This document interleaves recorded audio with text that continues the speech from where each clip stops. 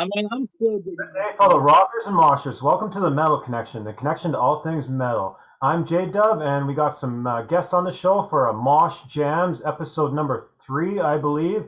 Me and Clint just did the first 2 episodes, just us two. But since then, we became really good friends with the other 2 guests here, Frederick and Ryan.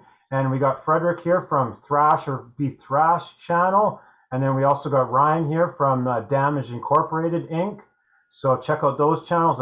Will link those below down the bottom. And then also maybe once they talk, they can introduce themselves if they want. And then as you know, right below me here, we got Clint Cthulhu.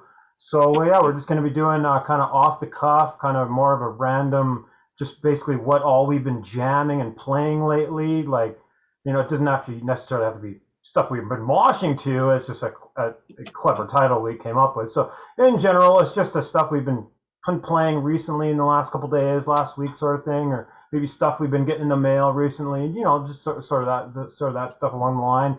And maybe I'll just volunteer myself to go first, and I'll just show a couple here, and then just to kick off start the show, and then we can maybe do some rounds and see how it all hashes out. But a couple just last night, I believe, I played Crocus's Heart Attack, and I love this album. This is probably my favorite Crocus album. Crocus probably went through a bunch of different phases. They sounded like AC/DC for a bit here and there. But by this album here in '88, they were full on like arena metal. This is a very heavy album for Crocus, not like super heavy like thrash or nothing, but it's heavy. I don't know if any of you guys are familiar with it.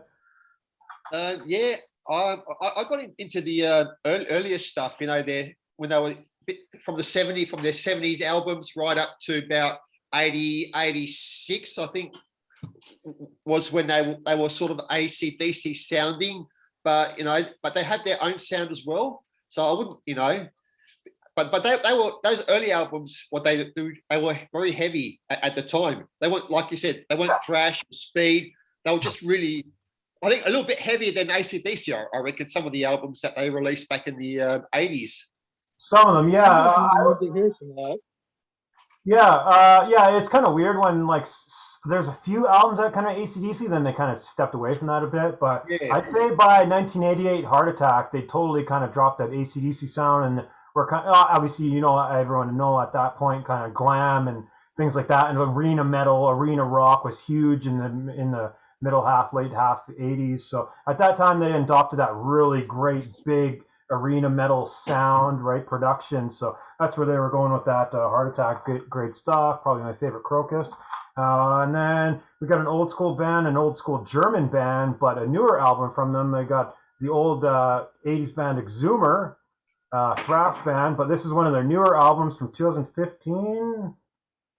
Don't know if it's actually saying on the back. I think it's from 2015 anyway, but yeah, this is a great album. I play this album just as much as I do the classic Exhumers. So if you've been thinking that Exhumer's been slipping off the rails, they have not at all.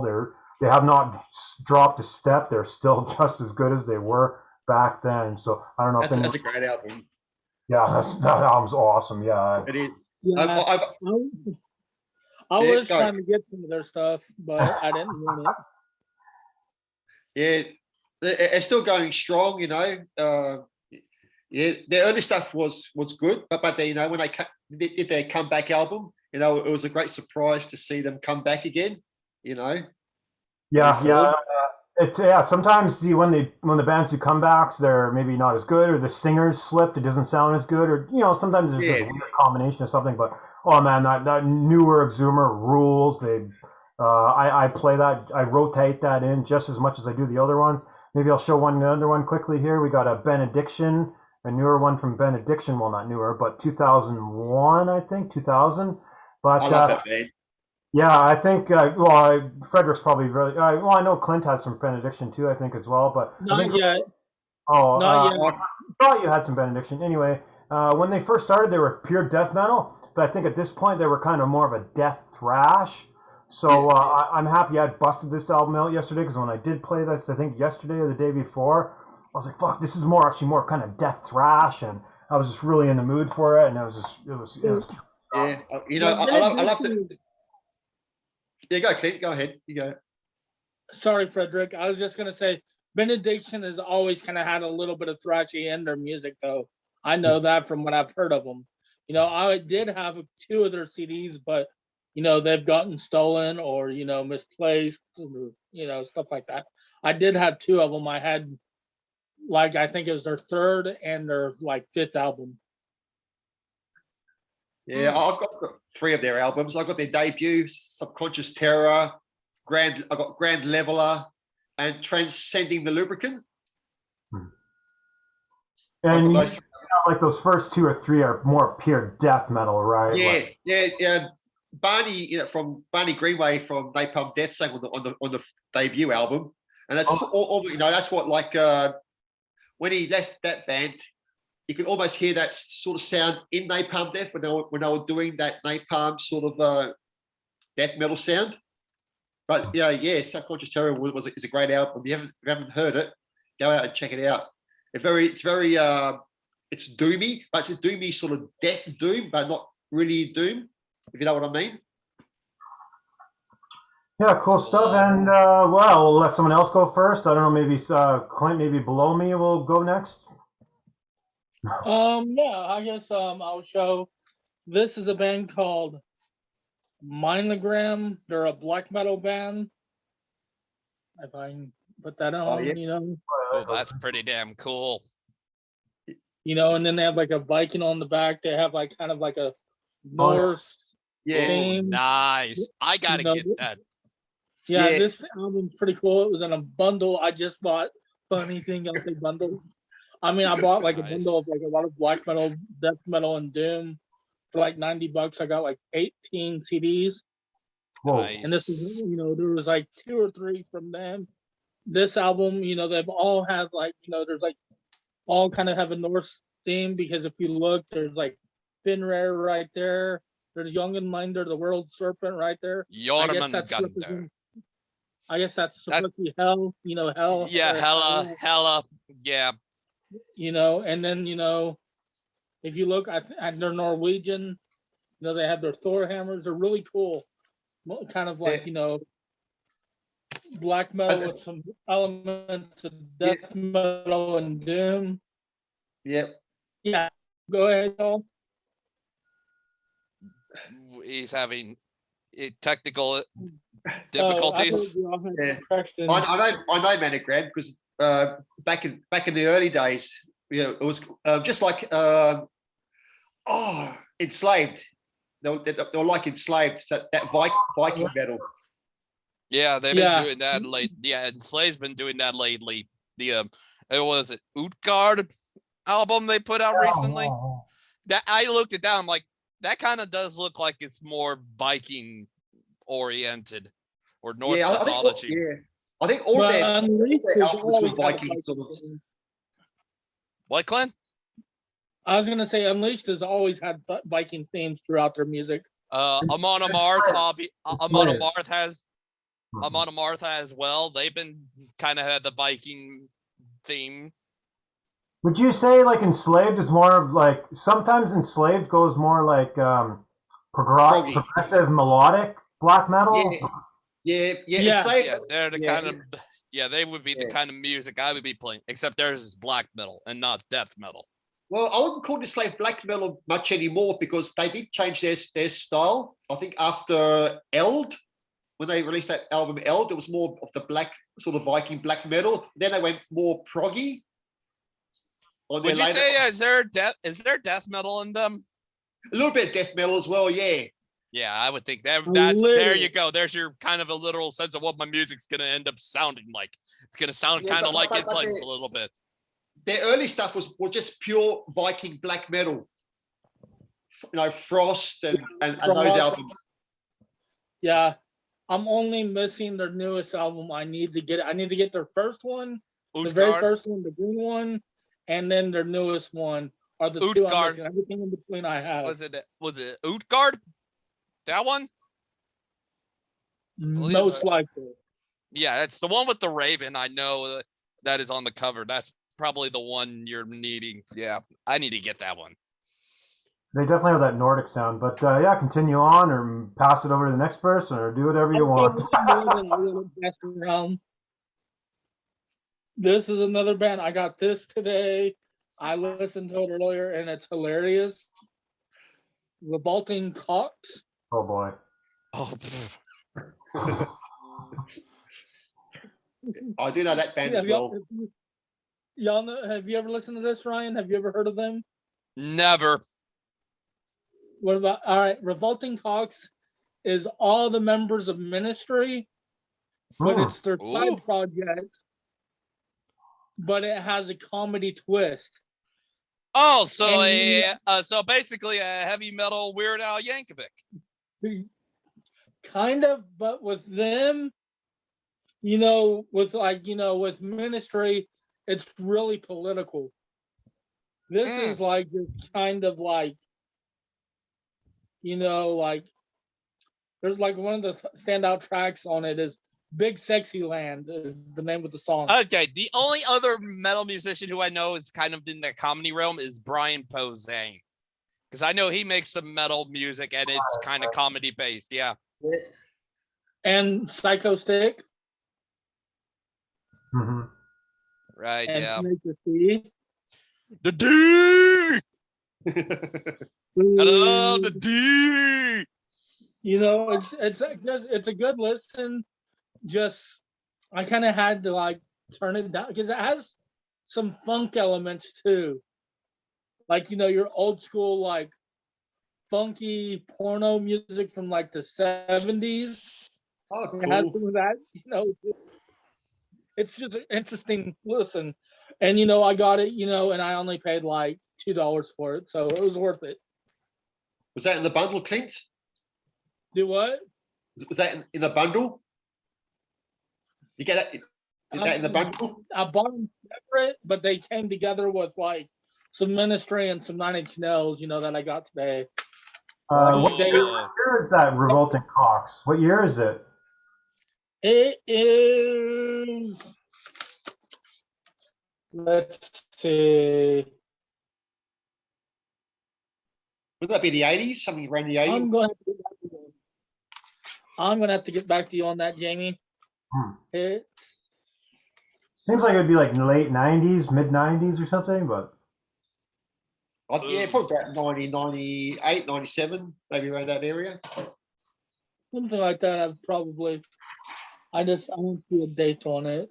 Did anyone, while we're kind of on topic of Ministry, did anyone check out the new Ministry song? It just came out a couple days ago. No, I haven't checked it out. Not yet. I checked it out. I kind of stumbled across it. I was on YouTube and it kind of pulled up on the side recommendations or whatever, but very, very weird. Very weird. Yeah, but they've always been weird, haven't they, Ministry? Yeah, very weird. Clint, you going to show another one? You're going to pass it off to Frederick. Yeah, let Frederick go then. Okay, cool. Okay, what I've been listening to is a couple of days ago I got this album in the mail, and it's an Aussie band. And Jamie, you might like this. You might like this. You like your crossover thrash, don't you? With a bit of hardcore.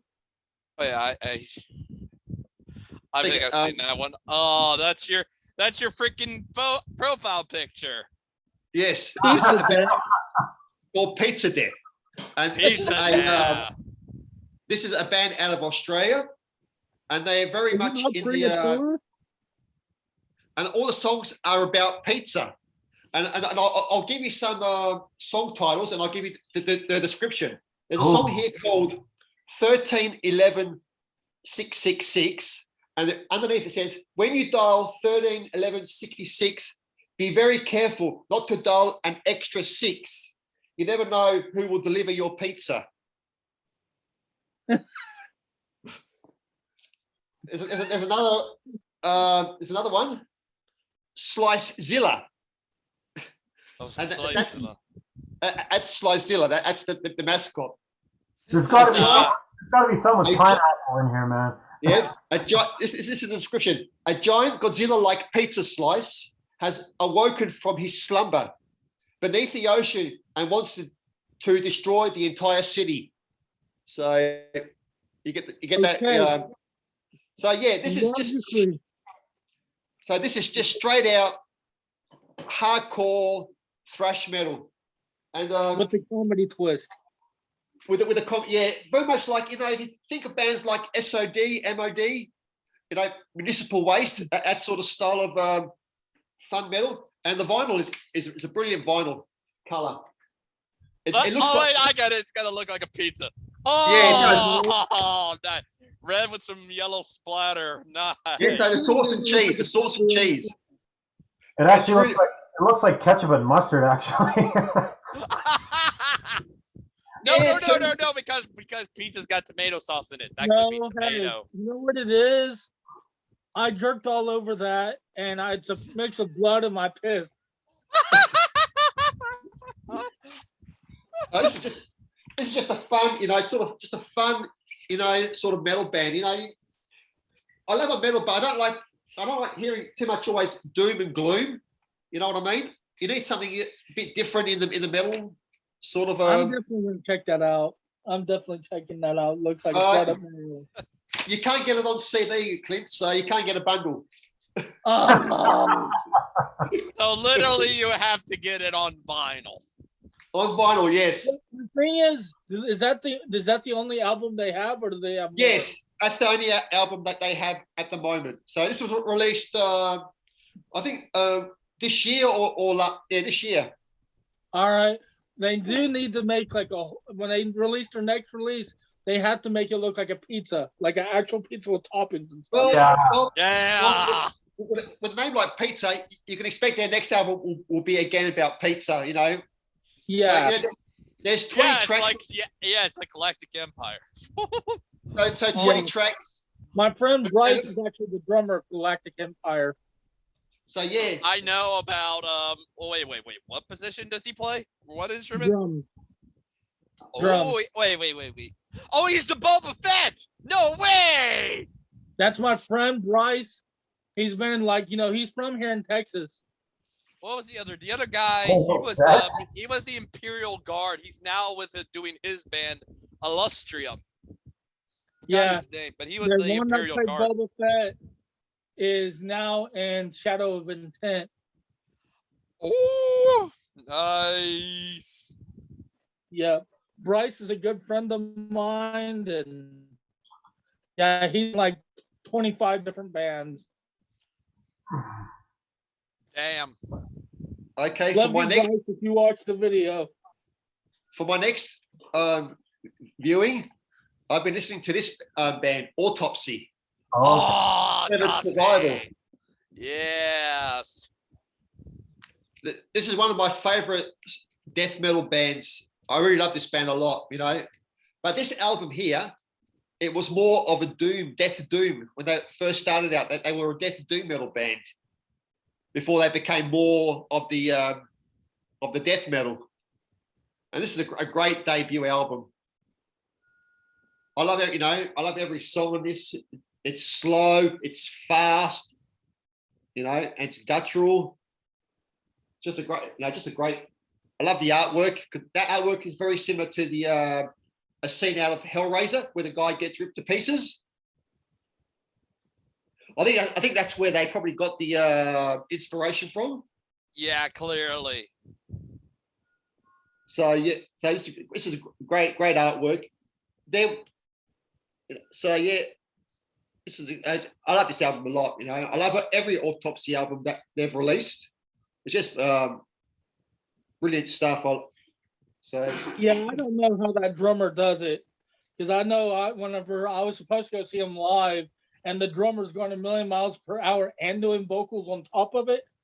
Fuck. Yeah, I can't, comprehend how these drummers and do the vocals. Like Zoetroop, Barry Stern, when he was in Zoetroop, he used to play drums and sing. The guy from Exciter, Dan Beeler, playing drums and doing vocals. It's one thing if you're doing backup vocals, or some the choruses, like with the Treyu, he did vocals, and then the screamer did the screaming, but that guy's doing all the vocals and drumming. Yeah, I know, it's crazy. Okay, my next one before I pass it on is a band out of sort of my family's country, Slovenia, and the band is called Hellsword. Oh, cool. And this is blackened speed metal. Very fast, you know, clean. The vocals are very understandable, but they do have that sort of black metal style vocals. But you know, you can still understand them. And I do love the artwork on this. It's brilliant artwork. It reminds me of an artist called Chris Moyen. Almost very similar to Chris Moyen artwork out of France. So, but this is a Slovenian speed metal. This is their debut album. Yeah, just a great, fast-paced band. If you think of bands like Hellripper, Wraith, Bewitcher, those styles of blackened speed metal. And yeah, check it out, Hellsword. And this is a 2021 release. So released last year. The artwork kind of reminds me in the vein of like Archgoat. Yeah, but yeah, Archgoat. Yeah, Chris Moyen did the artwork for Archgoat. So it's has that very similar style. This would be a great T-shirt. This would be great on a T-shirt. I'd love to get a T-shirt of this. So yeah, Hellsword. Check him out. If you don't, you're not a true speedster. Okay, Ryan, it's up to you, mate. Alrighty. No feet under, Ryan. Oh no. Okay. Okay, I guess the first one, and I didn't want to talk too much about these because originally this was one of this is one of those that I bought. I was not expecting to have 3 other albums, and I'm just gonna go over them briefly here. The one that I actually bought. This is Archaeologist, Winter's Wake. It's a single, 12 minutes at the time. It is now what is now their longest song compared to another album which came with it, and I'll get to it later. But this is his more kind of hardcore, more metalcore style, and more of in the vein of like I guess you could say more 2000s metalcore, of that style. But yeah, it also features it's split into 2 versions. Part 1 features a guitar solo from Scott Carstairs of Fallujah, and part 2 features Wes Thrailkill of Thrailkill doing a guitar solo. All of them are near the end of each song. So I had already been a fan of his stuff and was intrigued by some of the other stuff he has done, and I'll get to those here shortly. But a great metalcore. The other ones, like I said, I was not expecting these ones. This one is from his whatever project, Hasty Boggles, which was kind of a random assortment of just make noise or something like that. Use of electronic, guitar, just a lot of stuff, just musically all over the place kind of project. This was their last album, their very last album, because they never made any more after this one. So yeah, that's that one. The next one I have is his just his solo stuff, Kyle Schaefer, and this is all these are involving Kyle Schaefer. This is his solo thing. This was released in 2017 with his most recent single, 1000 Perfect Days. I guess this is more soft rock stuff. And then the last one that it also came with a extra copy, which I'll show right here. I haven't taken the shrink wrap off, so that might be something I might do a giveaway for.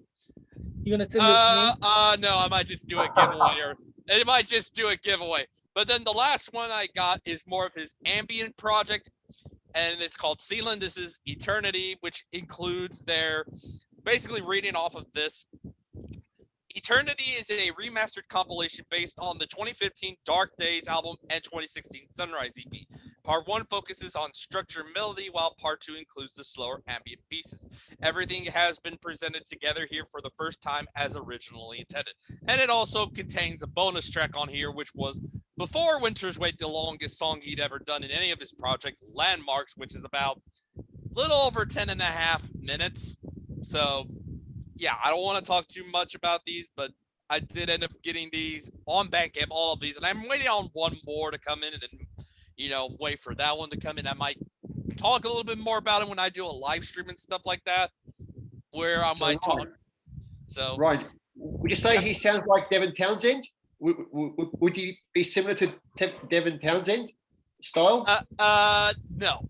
Clearly, all the projects he's done are not in the vein of like what Devi has done. Even though I love Devi, but he has done, what are the other ones? He has done 5. There's another one, but they don't have any. He hasn't put it out physically yet, and it's a band called Tilted Tides. So there's nothing from them yet. Hopefully, fingers crossed. But those are all. These are at least one album of each from all the 4 projects he has done. And definitely want to get more of his other stuff. So, yeah. What does he play? Is he a singer or what? Singer and guitarist. Okay. He play, he does. He does guitars and vocals on here. Okay, Jamie. Like all his bands, does he like sing or does he scream or does he do both? Some projects like say Hasty Boggles and Sealand is completely instrumental. Bands like say Solo, Tilted Tides, and Archaeologist are all vocal oriented. Although he has done an instrumental album with Archaeologist. That's cool. So you ordered the 1 CD and they sent you a bunch more? They sent you he sent me a bunch. He sent me a bunch more because he knew I had always been interested in his other projects. So he had some of those other ones. He had them lying around. It was just one, and I was like, I wasn't expecting multiple. Like, holy shit, thank you, dude. And that was off Bandcamp? That was off Bandcamp? Yeah. All right. Well, anyone watching, there you go. If you want a 3-for-1 deal, maybe he'll send you some bonus. Yeah, I love those bonuses when you do camp. That they send you those little bit of extras, because you're supporting the band. That's cool. Yeah, it's pretty freaking awesome that he did that. So I'm like, thanks, Kyle, if you're watching. Oh, cool. So I guess I got next. I grabbed. I'm going to power through 4 here next time, but I love my Sacred Reich, so I had to bust out Ignorance here, the first Sacred Reich. Yeah. And just basically crossover thrash at this point, just full head thrash, fast stuff. You're both familiar with that. And I went through a bit of a death metal kick, and I pulled out a bunch of death metal stuff. And I had to bust out the first Therion album when they were That's a great album. Death metal of Darkness. What year is 91? In 1991, I believe only the first Therion was really death metal, and then they kind of transitioned, slowly progressed into melodic, power metal, sort of power metal, sort of weird sort of stuff. Was the next one death metal even? I don't even think the next one was. It was a death metal, but it was starting to change their style by then. Yeah, right. So slowly transgress, changing. It reminds me of just like Amorphous, how the first Amorphous was pure death metal, and then even by the second one, they were starting to incorporate those progressive parts. So there we are with Therion. Looks like he went off to go get a second Therion album. And then sorry? I was going to say then Amorphous, they're like 3rd, 4th, and 5th release. They really went grunge.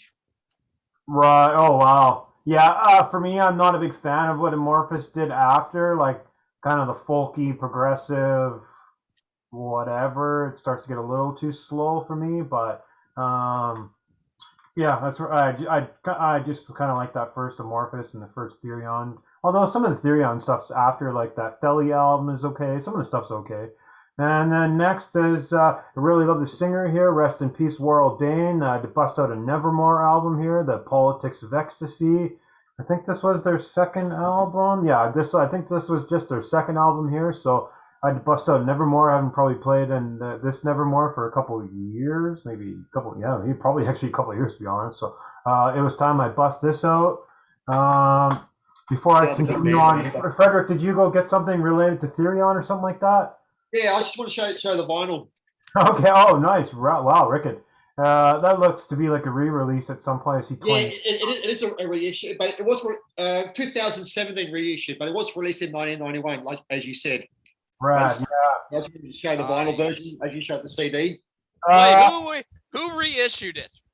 Peaceville. They were originally on Peaceville. Oh, nice. But I think it was Death Records released it first. Yeah, mine's on Peaceful too, so this would be a reissue at some point. This is not an OG, or obviously it's not doesn't have the black cover, but yeah, this is Peaceful too, so they probably reissued this and the vinyl at the same time. But yeah, I was gonna say my CD copy doesn't have any bonus tracks. I don't know if the vinyl has any bonus tracks. No, it's just the 8 tracks that was on it. Right, yeah, same. Yeah, and then the Nevermore, the bust out the Nevermore, it's been a while for that. And then I know people I love Celtic Frost too, but they did only have 4 albums or 4 or 5 albums. But it's been a while since I played Therion. Jamie, where's the Cold Lake vinyl that you had? I don't have Cold Lake. I actually would love to have Cold Lake. Patrick. But wow, y'all would like Jam and John because he loves Cold Lake. Yeah, I do like Cold Lake. It is hard to get. It is a rare album. Yeah. Y'all know Jam and John from Thralls of Metal. Yeah. You know, speaking of them, I am trying to bid on a bundle of all 4 of them. Oh, are you trying to win that giveaway they're doing? Okay. Do what? Are you trying to win their giveaway? What about a giveaway? They're doing a giveaway when they Thralls. Yeah, I entered that competition. Say I want to win that. I don't care about the vinyl. Frederick, I'll give it to you or something, or I'll give it to Jamie.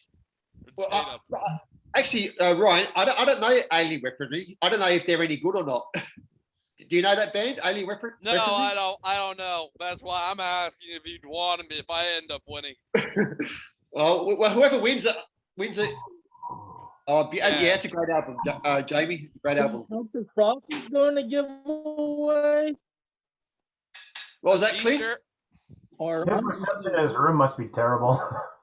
Yeah, they're giving away a T-shirt, Thralls of Metal, new Thralls of Metal T-shirt, the Alien Weaponry LP, and then $100 Bandcamp gift card. Oh, cool. Oh, how do you after the show? Explain to me how you sign up for that. Just do a comment. I think all you have to do is comment on the video. That's all you have to do. And sub. And sub, yeah. Comment and sub. I want that T-shirt. I'll send you a link to that later, guys. You know, I'm not the best at technology kind of things. Yeah. Yeah. Fair enough. I try not to overplay this album. I know I don't need to play it every week or every month. I probably just might play it a couple times a year. So it's been a while since I played this, so I thought I'd bust that out. Jamie, what is your favorite Celtic Frost album? What? Morbid Tales. It's probably got to be Morbid Tales. Yeah. There's just no. That was more raw. That was more raw, wasn't it? It was very raw, that album, Morbid Tales. Definitely very influential to like the early black metal scene. Yeah. Metal scene and just extreme metal in general. And yeah, that's a great. You know, just like Into the Pandemonium, they started getting on their progressive side and things like that. Avant-garde. Yeah. And more just no goofing around, no screwing around, just straight. No. That's a great album. I love that. I got that on vinyl. Oh, it's a great album. And maybe I'll send it off to the next person there, Clint, if you want to go ahead. All right. Next thing is A Killer's Confession. Oh, cool. Yeah. I can't see it below. Where is it, Clint? I can't see the glare. A Killer's Confession, which is, you know, the second streamer that joined Mushroomhead, Waylon. Shout out to you, Waylon. Kind of like it's a project that he started after he left Mushroomhead. It's kind of alternative, new metal-ish, but you know, it's really good stuff. And on their new third album that's about to drop, they have Chad Gray from Mudvayne doing some guest vocals. Woo! Hell Yeah. yeah. No pun taken. Right, Yeah. did that go over your head? When you said hell yeah, I said that no pun taken. No. As soon as you mentioned Killer's Confession, I knew that it was like a the Mushroom Head Singers side band sort of thing. So It is, actually, full band now. They Yeah. put on a phenomenal show. They really, really killed it. I saw them opening up for a Haunted Burning Body about 5 months ago. oh well. They're a really good band. Another band that I've been jamming. Unfortunately, they only had one album. Is System Divide. Oh yeah. They're kind of like a death metal band, but they have like a girl that does like clean vocals every now and then. They kind of trade off. They're kind of interesting. They're a little different. But I wish they would have continued more than this one album, or at least that girl would have done something else. Because that girl, the guy's good, but the girl's she's really, really good.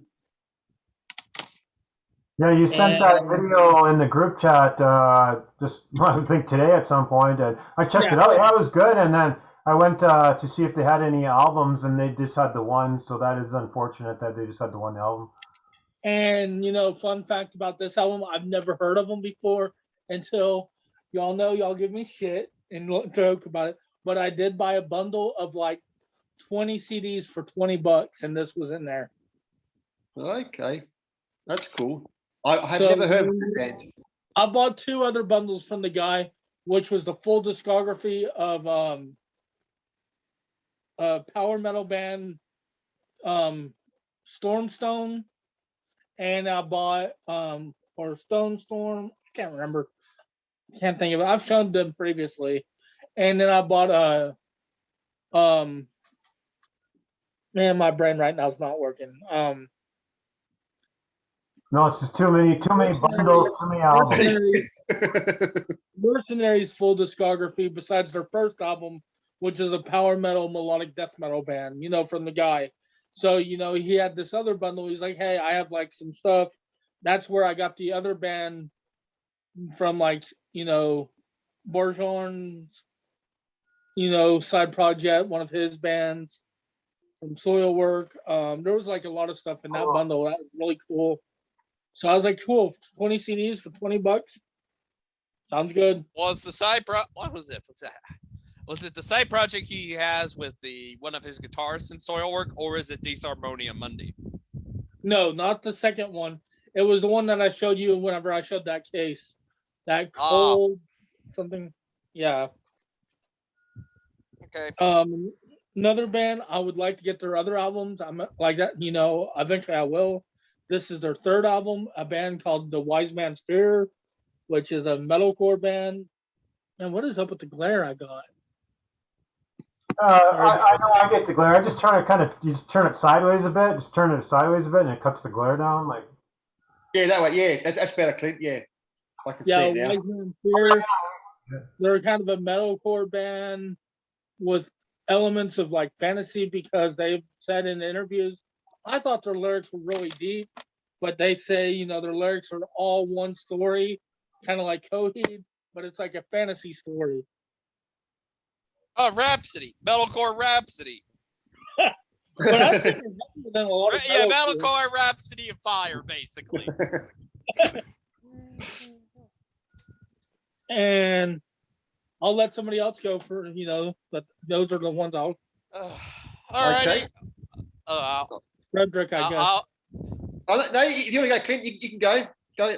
I'm all good. Okay.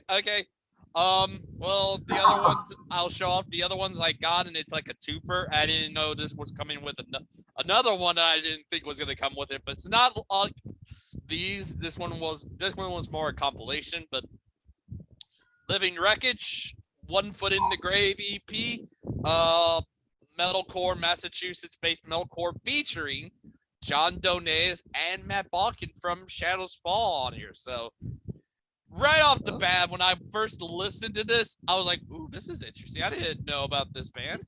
And it's John and Matt from Shadows Fall here. I'm like, "Oh, sweet." Oh, rad. So basically, in a nutshell, this picks up right where they left off. If this was Shadows Fall, it's like Shadows Fall picked up right where they left off with Fire in the Sky, just with 3 different members, and I'll read who they are. They got Jeff Gard on the vocals, John on guitar, and Matt LeBreton on guitar. Matt Bucket is on bass and backing vocals, and John Morency on the drums. And they have a full length coming this year. So I can't wait. That almost looks like thrash metal. If it didn't, it's later Shadow. It looks like thrash metal. The cover looks thrash metal. But if it didn't say what style of music it was, I would have thought. Yeah, it's more like later Shadows Fall, where they were becoming more, I guess, thrash metal a little bit, but they were still kind of retained the metalcore sound. They were getting much more thrashier and stuff. And also Shadows Fall happens to be on this label. They're doing a lot of reissues of some of their stuff. I only know that the label happens to have Of One Blood from them. So that's on there. They also have, you mentioned Warbringer, and they're on there, reissuing only, I believe. I don't know if they make new material, but it's only reissues through M Theory Audio. And Living Wreckage. Yeah, M Theory. I know M Theory. I do a lot of thrash releases. Yeah, but and obviously Shadows Fall. I think them. God forbid is on their Warbringer. If I can find the poster. Here it is. The reissues that they're doing on here, and I'll pull them up.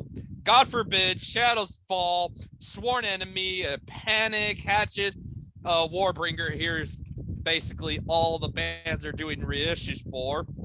Yeah, Warbringer, Hatchet, and Panic are good. I love Panic. Panic is an old school thrash metal. If they are reissuing Fire from the Sky on this, I'll fucking buy it again, because I have the CD, but I get it again just for it to be on that label. But yeah, this is metalcore, kind of more thrashy. Only 3 songs, unfortunately. That's the band. As you can see, I think Matt and John are in the middle, right next to the vocalist. Yeah. They even look thrash. They even look thrash as well. Yeah, but yeah, it's more of that thrashy metalcore style. So yeah, are the vocals like Shadows Fall's vocals, or what are the vocals like? They're not Brian Fair style vocals. They're more of like, apparently I've seen some people mention it's like M Shadows from Avenged Sevenfold style vocals. But it's like that, but it's like mixing with Shadows Fall rhythm and musically and stuff like that. So it's like Shadows Fall with M Shadows on vocals, but it's really, really good. There is some growls and some screams and growls and stuff like that, but it's mostly just clean stuff.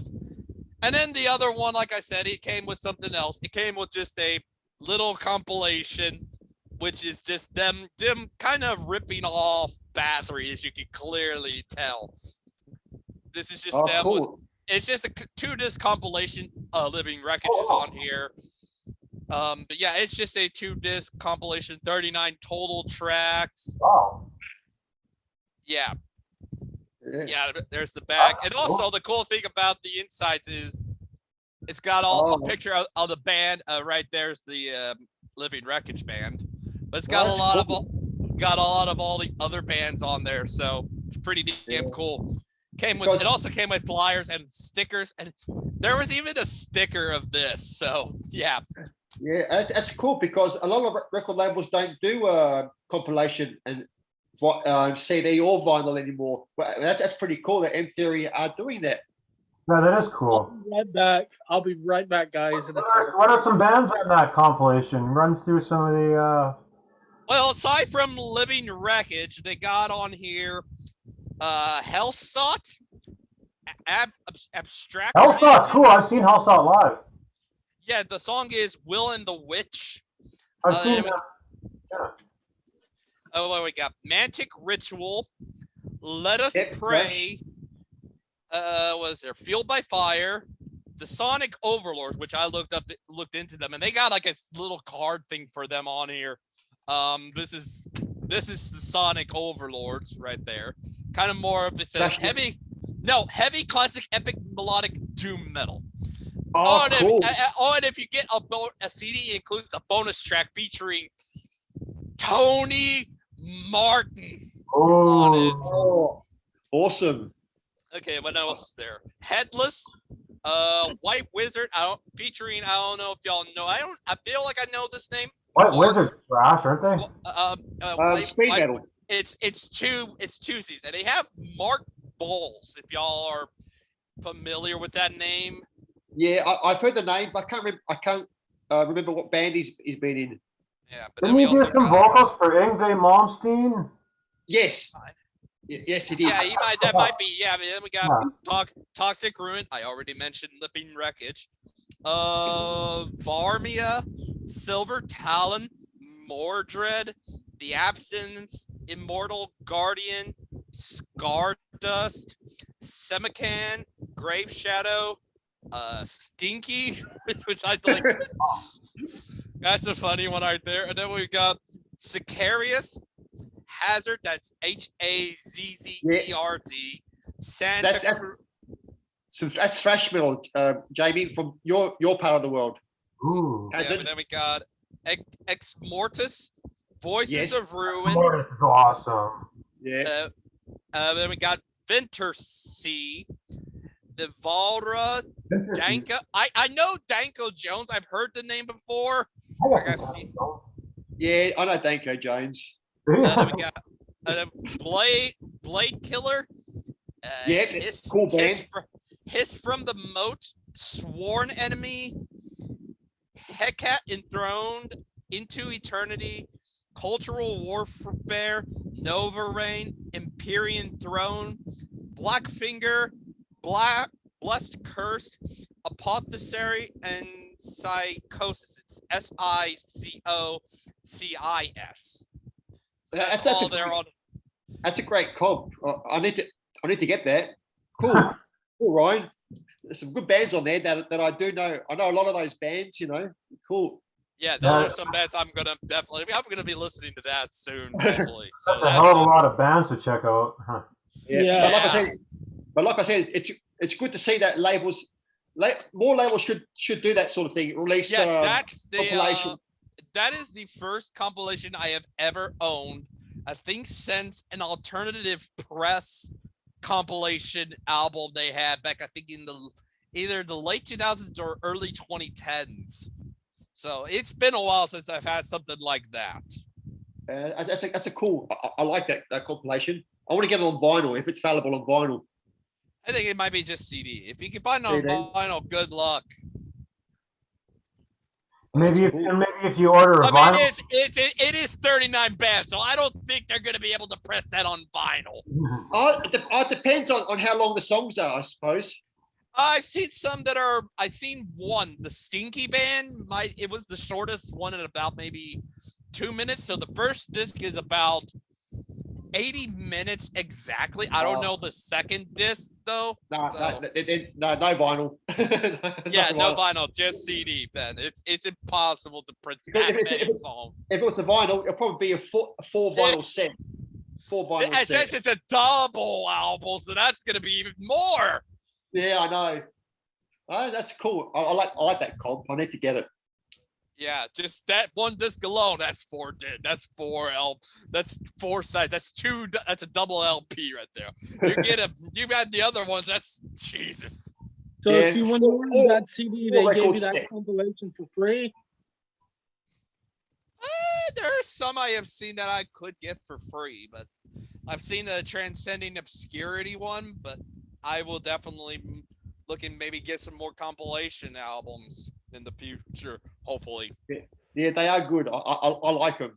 I got a few with more of the speed metal compilation. I got a Venom compilation with different bands on there, which is pretty cool. Nice. So that's a good release. Yeah. Okay, is it my turn or you got any more? Go for it. I'll save my last three for later. Okay. Okay. My next release, what I've been listening to as well, is Pestilence. Excellent, cool. Oh, nice. Consuming Impulse. Oh wow. And this is the alternate. This is the original cover. I was gonna say, I was like, that's not the cover. They had a different cover.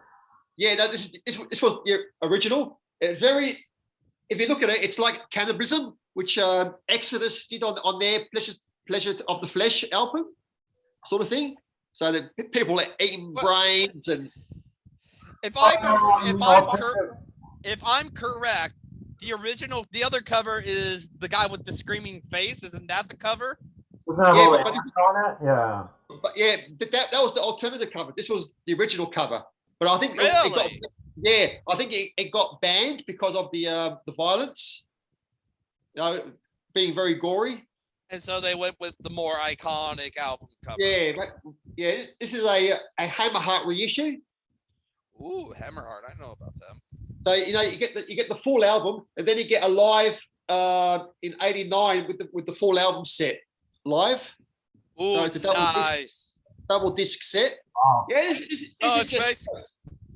yeah, you got your studio version and you got your live version. Yeah, this is just well, the hype stick says a landmark release in death metal. It is death metal, but it does have that thrash metal element as well. So I would say death thrash. And this is Martin Van Drew on vocals, original band before he went to Asphyx. Yeah, this is great. This is a great debut album. I need to get their other Van Drew album. So but their new one I heard was pretty crappy. But the early stuff is just great. Thrash, death metal. So this would be something in Clint's vein, Ryan's vein, probably Jamie's vein. Oh yeah, for sure, I've heard that. I'm not into the death thrash unless it's like maybe say from a band. I don't know if you consider them death thrash, but Skeleton Witch. So I'm much more. Skeleton Witch are sort of blackened death thrash. Yeah, IBM, but they're death thrash either way. But they're the only like melodic death metal doomy. Yeah. My next one is another death metal classic, Obituary. Slowly We Rot. Oh, I love this album a lot. This is a great. I can hear Ryan whinging and sighing. And I don't listen to normal death metal nowadays, but when I see a classic, I smile. This is a great. I love this album. This was probably one of the first death metal bands, apart from Death, that I heard. And the song that I heard was Slowly We Rot. That really sort of slow chugging, and then it speeds up. So earlier Obituary were a bit more. They had that thrash element in there before they went more into the death metal. This is a classic album. Yeah, that's why it surprises me, Jamie, don't listen to him, because the vocalist is really thrashy sounding.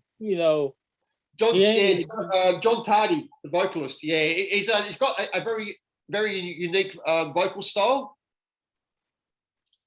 This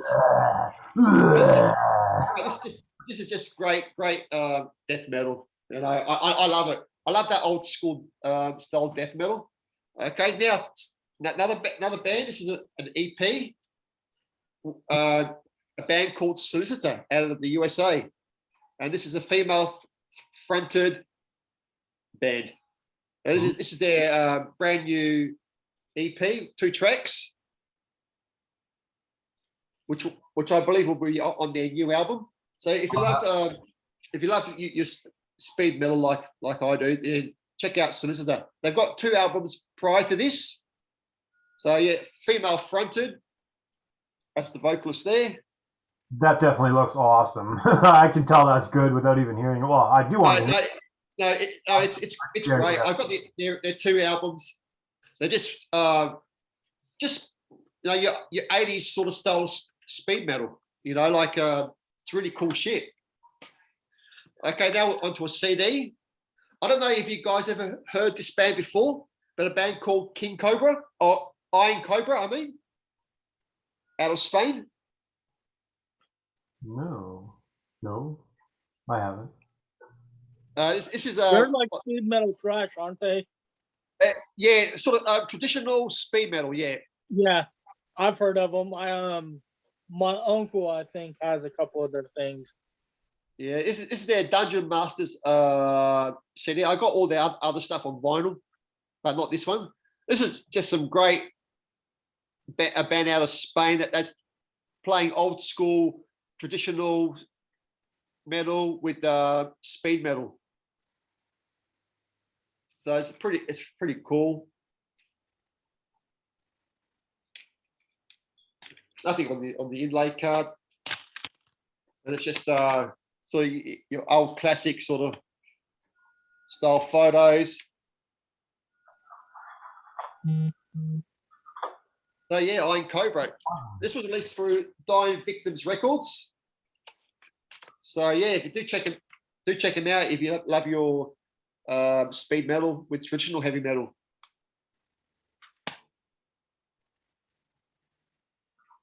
Okay, Jamie, you're next, or? Yeah, I was just setting one out, but okay, and then I busted out some Mekong Delta. This is like a compilation of a bunch of their albums, so that's why the cover's not super familiar, but we got Mekong Delta. It says The Principle of Doubt, although the Principle of Doubt album is not even fully on here. It's just a compilation. I normally don't buy these compilation sort of things, but it did pop up really cheap, and I was like, okay, well, it's cool at least. And also, the Eric Zahn album is very badly produced, so I thought I'd get some of the songs on here that got remastered. So at least there's that. But yeah, I whipped through some of these Mekong Delta songs. Cool, very old school progressive thrashers, very progressive, like super progressive thrashers. Yeah. Members of Living Death and Rage. The Rage singer actually sung on 3 of the 80s albums in the 80s. The singer from Rage. Yeah, he did. I didn't realize that. No. Oh, you didn't know that? Oh, wow, that's a surprise. That's a surprise to me. No, didn't know that. I thought it was a different vocalist. So yeah, no, that's new to me. So the kind of story behind that was obviously Rage was tied to like a contract back then with Noise. I think with Noise, probably Noise and Steamhammer. So I don't know, they probably wouldn't have let him do like a side band or a side project. So when Mekong Delta started putting out albums, it was one of those things where they all hid their identities. It was one of those. I heard that. Yeah, I heard that story. Yes, I did, but I didn't know it was the guy from Rage. Yes, if you go listen to the first 3 Mekong Delta albums, it's just you can tell it's him. But back in the 80s, they wanted to rename Anonymous. Yeah, I do have one Mekong Delta. It had the sort of the classical sort of style. They went a bit more classical thrash. Which one? Wait a second. I'll keep talking, and I'll come back. I'll bring the album out. Yeah, there was Principle of Doubt, Eric Zahn. There was Mekong Delta self-titled, I believe. There was Kaleidoscope, and then I always seem to be someone on. I always try to play King Diamond and Merciful Fate consistently. Although between Merciful Fate and King Diamond, there's so much material, so I end up kind of crossing between all that. Lurking Fear. Lurking Fear. I got that on CD too. Yeah, I think that's 2007. 2007. Yeah. This is where they went a bit more classical.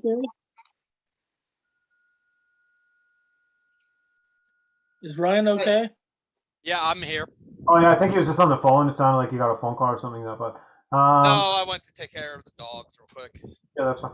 But yeah, that album's cool there. That's just very progressive. Yeah. Very out there. What album is that?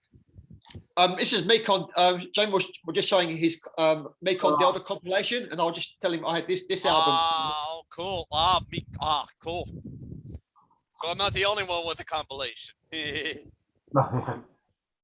Yeah, and he went out to go find the Mekong Delta. I was going to say, I always consistently try to either play King Diamond or Merciful Fate, and between King Diamond and Merciful Fate, there's just so much material. So I busted out Merciful Fate that I don't play very often. I busted out Dead Again. Oh, and nice. Yeah, I like all the '90s all the '90s Merciful Fates when they came back. They started pumping out the albums in the '90s.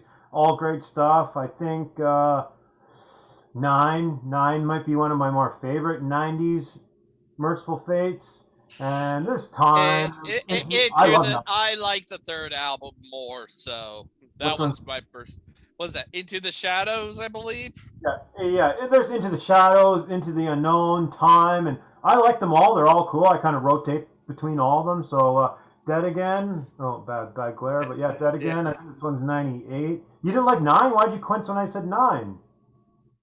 Oh no, I don't know. It's just heavy. It wasn't one of his best. I thought it was heavy, awesome production, guitar tone, fucking really rad stuff, and great cover. Yeah. Probably Clint's the only one who might know this band, but we got some weird ninjacore we'll call it. Rise of the North Star, Legacy of She. Nope, I've seen him. I don't know who that is. I know him. Oh, you know Rise of the North Star? Yeah, so I would call it like ninjacore because they try to use like this ninja, they wear like this ninja kind of get up, but that it is hardcore music, like it's modern hardcore, not old school hardcore, that modern kind of hardcore, metalcore kind of thing, but they're totally ridiculous. If anyone's never heard of Rise of the North Star, just go to YouTube, put Rise of the North Star, check out some of the music videos, they're just fucking like, they're just having a good time, party. They're totally out to lunch, like fucking totally out there. I did see that band. I do have some compilation DVDs from Nuclear Blast. I think they were signed to Nuclear Blast, and I saw a couple of their videos, and I thought, oh, this is something a bit weird, I saw the ninja outfits and the comical, Like it is like ridiculous, like humor, like almost like funny, ridiculous, kind of cringe, but it's cool. It's definitely like the world needs bands like these where it's like really fun party type. Yeah. It's like I said before with that Pizza Death. You need those bands that bring out the humor in metal. Not everything's serious. Yeah, that's true. Yeah, it's very fun. And I busted out a Halloween here, Straight Out of Hell. Hell yeah! Straight Out of Hell. So I dig my Halloween, and I will say this: I've said it on videos before, but I much prefer the Andy Darris era Halloween. So any of the Andy Darrises, I love them all. Especially the My God one. Seven Sinners is great. Obviously, going back to Master of the Rings, Better Than Raw. I love all the Andy Darris Halloween. So this one's no different. It's great. Actually, for me, I'm on the edge on that. I'm on the edge. That was my first Halloween album. I just bought it. I remember just seeing that, I think on YouTube randomly. I was like, why not? It's Halloween. Why not? I ended up enjoying it, and I picked it up, and I got it later on, and I didn't regret it. And I need to get it again. Yeah, this is pretty well an album that I can play right all the way through. Like there might be one or two kind of slower songs, but they're good too. But yeah, there's Wanna Be God on here, Burning Sun, World of War, and I love the opening track, Nabatia or whatever. But Asshole, there's a cool song, Asshole. If anyone's never heard this song, go check out the song Asshole. It's like it has this really cool kind of gallopy kind of he says, what do you think of their most recent album, the self-titled? It's gonna be sacrilege because I know that a lot of people loved that album when it came out. I wasn't a big fan of it, like having all those vocalists. There's just too many cooks in the kitchen, if that's the right terminology. I was listening to it. I like. Leave those other guys at home. Take those guys out of there, and just give me Andy Darris. I'm good with that. You know, I haven't heard that new Halloween yet. I haven't got it in my collection, but Really? you know, it's very. I know it's very Keeper of the Seven Keys Part 3, as people are calling it. Yeah, I just didn't want to really. It is fine. It's good and all that kind of stuff. It's just I don't want to hear fucking three. I think there's the three Yeah, singers. but you know what, Jamie? I don't want to hear three singers going off and on. It's going to continue on the next album, I reckon. I think they'll do it on the next album, but without Kai singing. I think it'll just be Michael Kiske and Andy Darris. Yeah, because Kai Hansen's voice is blown now, so he can't sing anymore.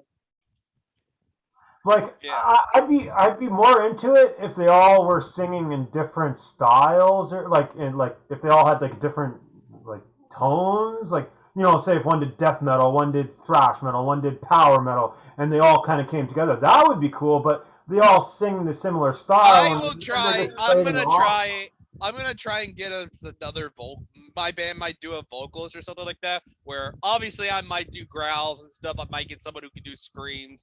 Yeah. And I might ask my bassist Pete, who I added to our group chat earlier, if he can do the cleans, obviously. So knowing that he can do cleans, so I'm like, all I need to do is find someone who can do maybe more screeches and stuff like that. Clint. Okay, Clint. Clint? Okay, Clint to do some Screams. Get them to do some slam fucking core. Or someone who can do both. I can be versatile. I can do both. All right, who watched my vocal video on the chat? I didn't play it, but yeah, I watched that video you sent me, Clint. My vocals are not as good as they used to be. I haven't got a chance to work if I got you, don't worry about clean singing. I'll leave that to Pete. I mean, like my vocals are. I'm trying to get them back into shape how they were. I sent a video to my friend Nick. Shout out to my friend Nick. He's watched a couple of videos. He's the one that wants me to join his black metal band. I sent him the video of me doing my vocals, and always with the kind words. He's like, dude, you're just amazing. Keep up the great work. I mean, it makes you feel good, but I've always thought I've sucked. It's just I've always enjoyed doing it, and I have no other way of doing it. It's my passion. I really like when you do the slam type vocals, like the slam breakdowns. When they do the slam breakdown stuff, like almost not like the pig sound, but like the super gutturals, like the don't worry, I can. Yeah. I like the slam breakdown stuff, like.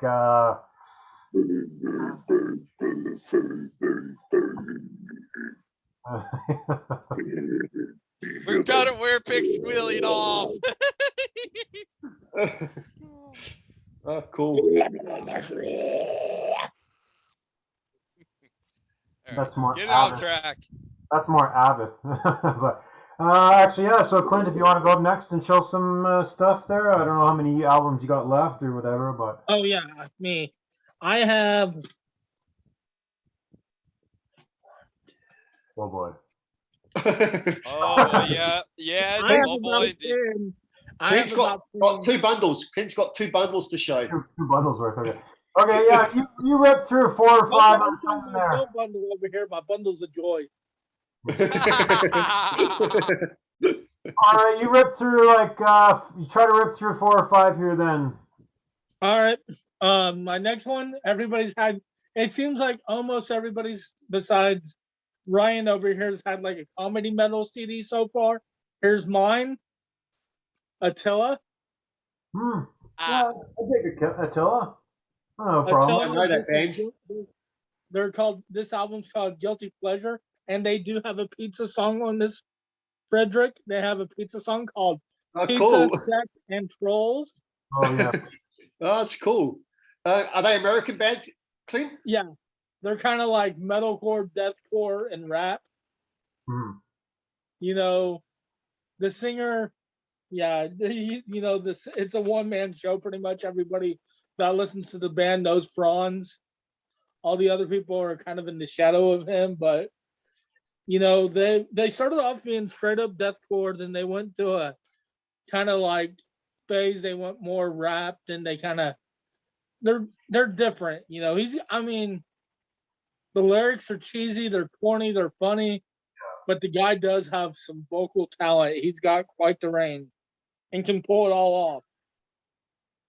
I mean, like some of the other songs I really personally like is like "Hate Me," um, "I Am Satan," "Horse Pig," "Fake Friends," and "Don't Be Basic." Okay. Yeah. Yeah, like with Attila, I'm like in like a deathcore group, and I know some of like the old like the diehard deathcore guys. Sometimes they take their deathcore a little too serious. So when Attila did kind of start getting really goofy, the deathcore community kind of turned on them a bit. They're like, oh fuck, we're not listening to that crap anymore. But for me, it's much like that Rise of the North Star. It's something you don't take too seriously. For me, I call it party metal. And the thing is, yeah, party metal's exactly. I mean, if you've looked at Attila's full discography, they've always been about partying. Yeah. Like a lot of their songs is about, you know, sex and smoking weed, you know, and fuck the haters, you know. That's what they've always been about. Oh, cool. Clint, you need to hook me up on the link on that album. All right. All right. Frederick wants to party. This one might be a surprise for most of y'all. You know, my next one is John Fogerty. Oh, jeez. Okay. This is one of the first people that got me into music was John Hardcore. Fogerty. And, you know, his Thrash. album Blue Moon Swamp, which is more of his bluesy kind of stuff sounding. You know, some of my favorite tracks on here are, you know, 110, The Shade, Jolly Roll, Swamp River Days, Blue Moon Nights, Bad Bad Boy, you know, just it's kind of like, you know, your typical, you know, kind of Louisiana bluesy, you know, like fun fact, one of my old bands, Torment, a death metal band I was in, we did a cover of Graveyard Shadow, but we made it a death metal song. Oh, cool.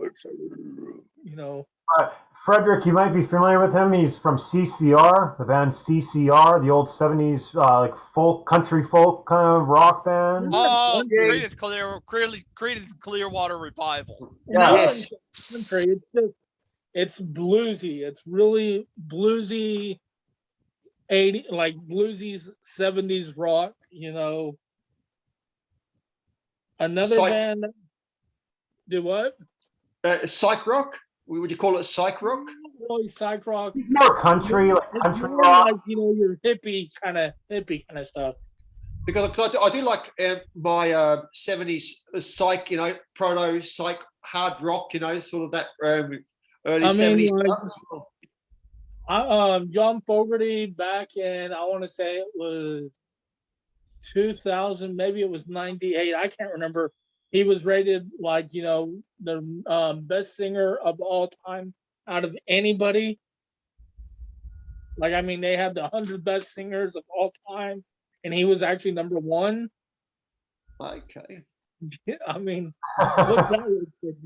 I mean, he does have an incredible voice. You know, he can do like the really raspy stuff, like, and this is a really cool band. I just got they're called the Famine. This is their album, The Architects of Guilt. Clint, can you put it on the side because I'm getting the glare? Yeah, the side of it is actually, you know, yeah, there we go. Okay. Oh, cool cover. I love the cover. Yeah. They're kind of like a blackened death. Do you have the cover sideways? No, that's how it is. That's how it is. You see the names right there. Oh, the famine. I would probably turn it. Like you like actually take the booklet and probably turn it. Yeah, but then you know the spine. Look at the spine. The artwork's like that. It would drive my Right, I see. Okay. You're right. Because I know. And they're, you know, they only had 2 albums and then like a 3-track EP. I've been looking for this album forever because this CD got rare for a while. I bought this CD like 2 years ago, I thought, and it was like $15. I was like, yay, I finally found it for cheap. And it was a copy of it. It was like worse than the Russia stuff. So who released that record, Clint? What does it sound like too? Solid State. Yeah. Solid State Records. Solid State. Oh, Solid State. Nice. Did they all did a Demon Hunter? Yeah, and they got the Devil Wears Prada on there too. But yeah, it's definitely like I'd say Black and Death. You know, and fun fact about this, Ryan. You know, cool fact about this band. It sucked, you know, for like your future video. I'll probably use this band for like, you know, 1, 2, 3 and done. Cool. Yeah, and obviously when it comes to those, obviously treat talking about those bands like you're doing reviews. That's what the series is. It's basically reviewing albums or short discographies. That's what it is in a nutshell. And this band is actually, I did not know this until I looked it up. I didn't know this until yesterday when I was thinking about doing this for our next jam, you know, Mosh Jam. They're actually from Austin, Texas. Oh, about an hour from me. Nice. And my next thing is a black and death metal band called The Crawling. Glare again. Oh, nice. Yep. That's really awesome. It actually is from like 2015. Interesting. And you know, she's kind of dead sexy. Yeah, it's very, very gothic looking, very gothic. Yeah, if you look at the guys, they're very, like I said, they're kind of black and death metal. They look like they'd be kind of like thrashy with all the leather jackets and stuff. Yeah, Sort of speed. No, they're very, very black and death. Oh, cool. That's something that I need to check out because I do like my Black and Death and would you say I like that too. Would you say they sound like Behemoth, early like later Behemoth? No. No. They have like a lot of death metal in their music. The vocals are very screechy black metal, but then there's a growls here and there, you know, and then they kind of have a little bit of speed to their music too. Oh, cool. Send me a link on Facebook for that band too, Clint. I want to check them out. They're Crawling. You know, that was in that where I got the bundle with the Monogram. This was with, you know, this was another bundle of 2 CDs I got, and I won the auction for like $6. So I got 2 of their CDs for $6, and you know, for $3 a piece. I was like, hell yes. So how many albums have they released, Clint? It looks like they have only done 2. 2? Okay. Oh, they'd be another 1, 2, 3 and done. Yes. Or unless they're active still. I'm not too sure. I thought they had a great sound. I really think it sucks, you know. And like the last one I will be showing on this stack until, you know, the next time we get through is a band called Light This City. I know they made up. You know, they're melodic death metal with thrash and they have a female singer. And they broke up for a while and they got back together in 2018. But they were from like the early 2000s. Oh, cool. He's got a Tear t-shirt on. This album is really thrashy. But their earlier stuff is like death metal and melodic death metal sounding. But this album is really heavily influenced by thrash. Definitely recommend. Oh, cool. Some good bands there, Clint. Some I've never heard of at all. That's cool. Yeah. I do like that. Nice. I do like that crawling one. I really want to have a listen to that crawling. So send me a link on All right, hey, Facebook. I'll send the music video on our chat box. Yeah, cool.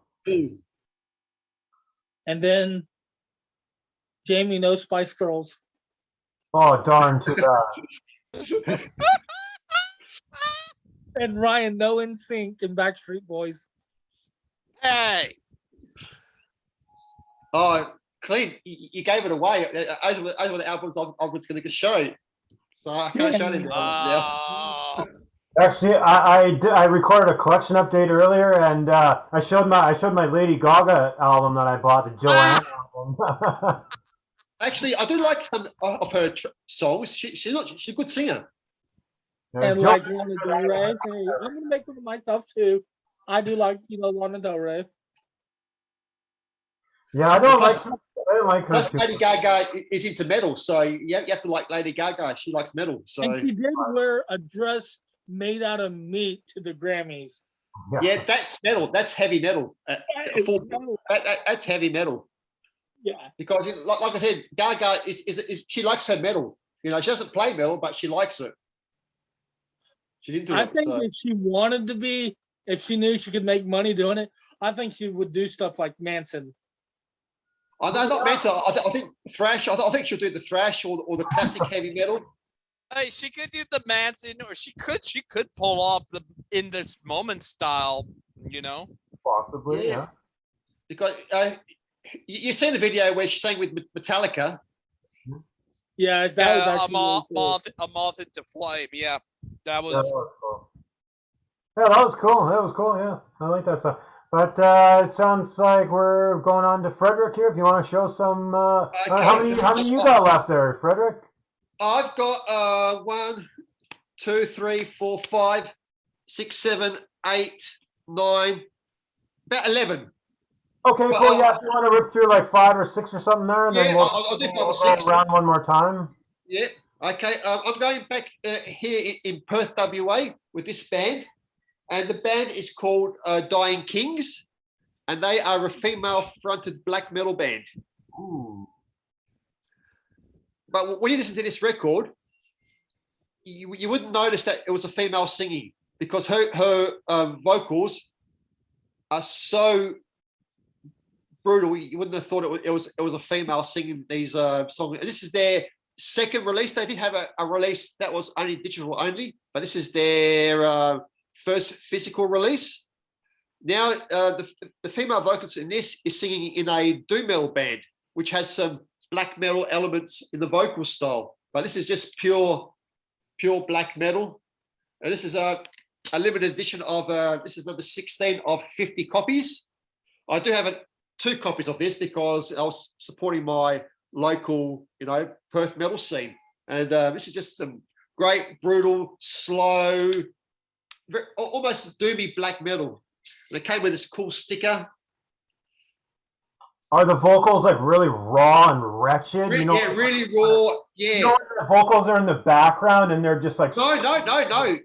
Right. They're out front, and just really cool, guttural black metal vocals. You wouldn't have thought of a female singer.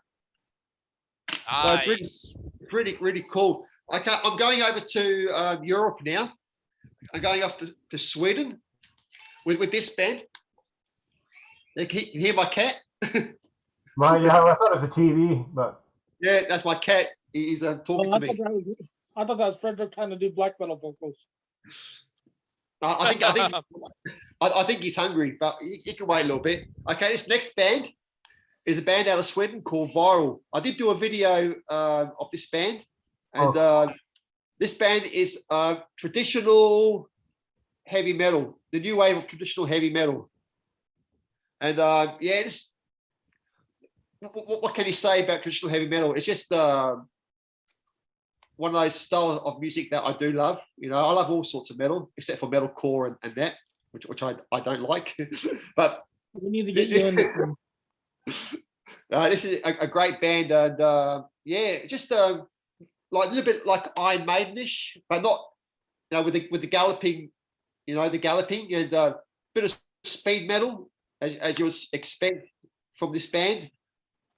They're just a great band. Viral. This is their debut album, and I'm looking forward to hearing more from this band. You know, because I love this style of metal. I do love the artwork. I do have the T-shirt of this as well. So it's just one of those sort of flimsy, sort of thin digipacks. So check it out. Viral, out of Sweden. Cool cover. Cool cover. Yeah, it is. Yeah, I've got the T-shirt. The T-shirt's good. Okay, now I'm going back to the Americas with this album, and that album is Flotsam and Jetsam, their latest one. Oh yeah, nice. Blood in the Water. This album, Nice. this album kicks ass. You know, this is where, you know, their three albums, you know, two other albums after this, they went back to their original speed metal style, and after, you know, before, and yeah, this is a great album. It's heavy, it's fast. The vocalist, awesome vocalist. I love the vocalist. What's his name again? Yeah, Flotsam. David Stain? Sure. Yeah, Not David Stain? No, not Mustaine. Oh fuck! I forgot his name. I had his name in my fucking head. And how you get these video sort of things? Eric A.K. Knudsen. Oh, Eric, okay, yeah. He's a great vocalist. I think he's probably one of the best vocalists in heavy metal. You know, one of them. You know. Sometimes I feel like he actually doesn't get to show his vocal range as much on Flotsam as Jetsam. Although I've heard him do some guest vocals on some other tracks on some other bands, and I was like, "Holy crap!" No, he's a great vocalist. You know, it is in his What still in band his. is he in? They're from Arizona. They're an Arizonian band, Texas, Arizona. Yeah, but I mean, like, is he in any other bands besides that? No, he's only in Flotsam. But I wouldn't be surprised if he might do a solo album one day, like every other band, you know, lead singer does. It would be good to see if he does do a solo album and what type of style he does. I'll send you guys a song that he was a guest in, and you guys would be like, "Holy crap, man! It's really cool." Okay, my next release is Heathen. Oh yeah, Oh yeah, nice. that's cool shit. This is their comeback album. Fucking brilliant. It's heavy, fast, and this is the Mascot reissue. It's got the DVD. It's got the live concert, documentary, and the video, director's cut video of the song "Dying Season." I just love this album a lot. Now, Heathen were one of those bands that their first album was brilliant.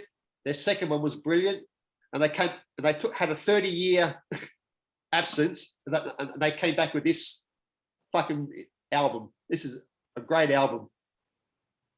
Yeah, that came up used one time for me here, and I didn't get it, but I'm kind of pulling my leg thinking, oh shit, I should have got it, but I still can't get that fucking second album, Victim of Deception. I still can't get it. That's hard to get. Well, I do believe that is going to be reissued sometime. I don't know who's going to reissue it, but I do know it's going to be reissued. Yeah, I'd like to get it. I have Breaking the Silence. Isn't Breaking the Silence first one? I have that one. I do have this. I had this on vinyl, but my vinyl is scratched, so which I'm disappointed. And I'm trying to find the vinyl, but it's very hard to get the reissue vinyl of this album, so I had to go for the CD. I definitely need to hear Heathen. I haven't heard that name in a while, but I've heard the name, but I've never listened to him. Yeah, David White is a great vocalist, another great vocalist. He's got those high pitched, screams. Almost, it's Heathen have been called power metal, but like power metal in the USA, it's US metal, speed metal. You know, so it's been they're clumped into that power metal, but they are more heavier than sort of the newer power metal bands. You know, it's speed metal. You know, with thrash, hints of thrash in there. I was gonna say speedy thrash sort of thing, but Yeah, I'll be right back, guys. I'm gonna go bring my dog in the house. She's been outside about an hour and a half. Yeah, bring the dog and let's see your dog on the camera, so that's fine.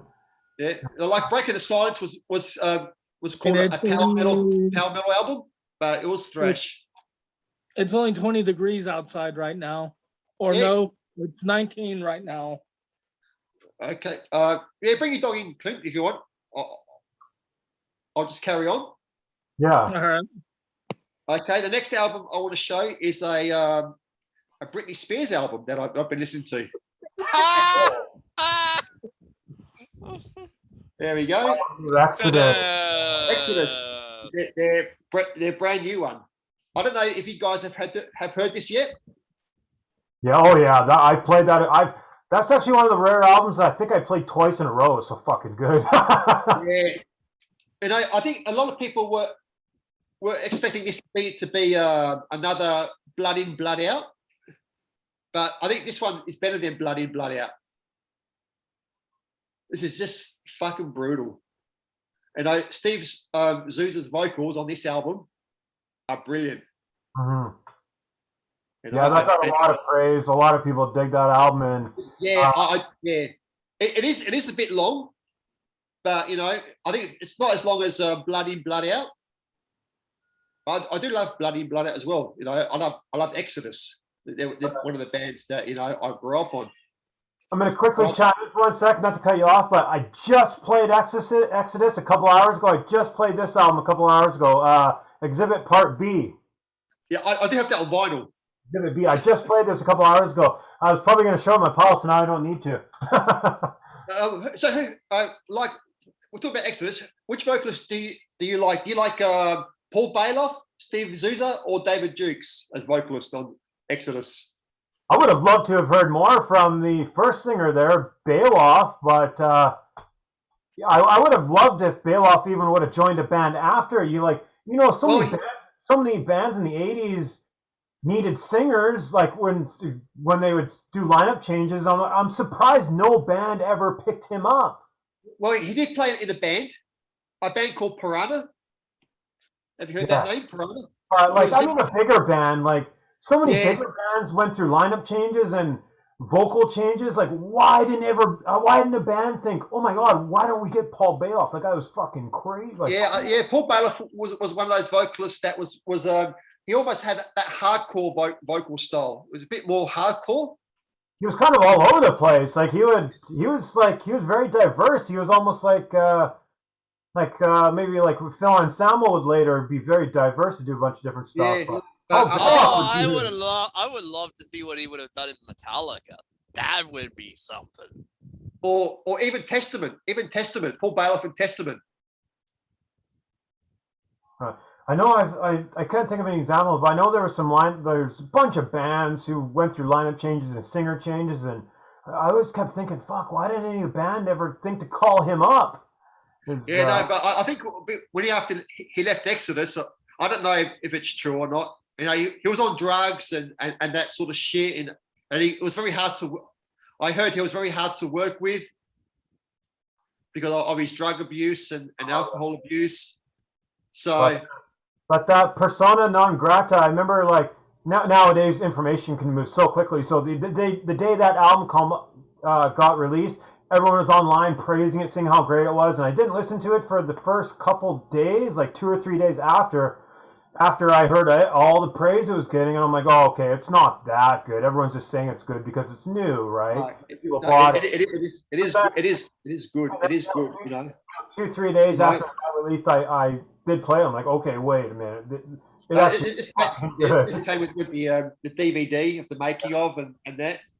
And I do love the artwork. The artwork doesn't look thrash. It looks more death metal. The artwork looks more death metal.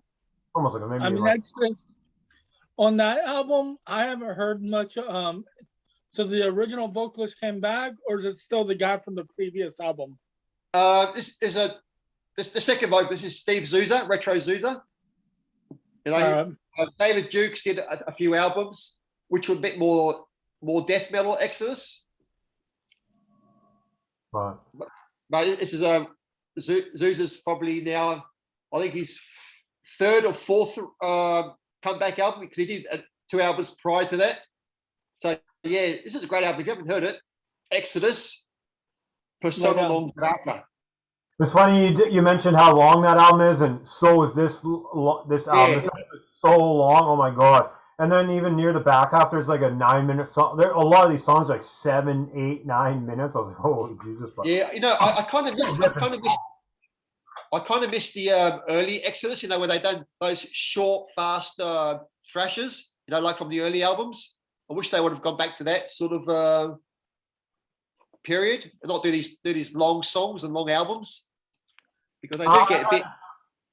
I'm definitely going to need to get that album at some point. I don't have it, but I got an Exodus collection. I definitely am going to need that. Especially I also have this on vinyl as well. So. Good. You got the vinyl. You can send that to me. Perfect. Okay. My next band is. I'll show you 2 CDs because they're off the same band. This is another Aussie band, and they're a thrash band, and that band is Alkira. Oh, cool. Cool. That logo looks like it just popped once. That logo just wants to pop out of that artwork. It's Batman. Yeah, that's what it looks like. It looks like Batman logo a little bit. Actually, the one almost looks like Tank, the Filthy Hounds of the Filth Hounds album. That one, yeah, it almost looks like Tank, the Filth Hounds. A bit. You know what I'm talking about, right? The Tank, Filthy Hounds. This is their first. This is their first album. They got a second album which I have on vinyl, and this is their latest release. So yeah, this is just pure thrash metal, fast, heavy.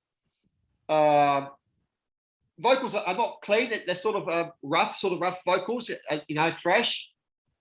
And this just another great Aussie band. These are self-released, so which support your local bands wherever you are around the world, because we need to support our bands because they're not touring at the moment. So yeah, so check out if you love Aussie metal, Aussie thrash, or speed, or whatever check out Alkira. This one's called Juggernaut.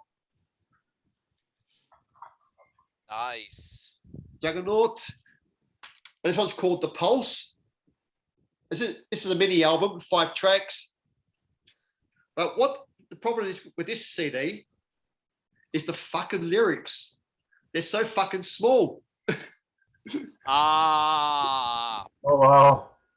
I wish that they would have done a booklet. Put a booklet in there. There's nothing for you over here. Oh. So you just can't see the fucking lyrics. That's the only problem with that album. But it's a great album. I've got some more to show. It's more Aussie metal.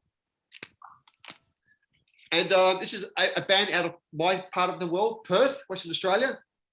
And the band is called Sensimilia. And this is their debut album called Strike by the Hour. That's a cool cover. Yeah. And this is some speed thrash. Oh yeah. There's nothing for you to stop. And that's the band. And the band are members. They look sort of like they're from India or Filipinos. So that's the band there. Now that's got to be some good stuff. It is great stuff. I've got one sealed copy and one copy I play because again I'm supporting my local metal scene. And this is a 8-track CD, and there is a cover of Iron Maiden's "The Trooper" on this album. So Frederick is going to get 3 more and send one to each one of us. This is a great. Me at the Trooper, man.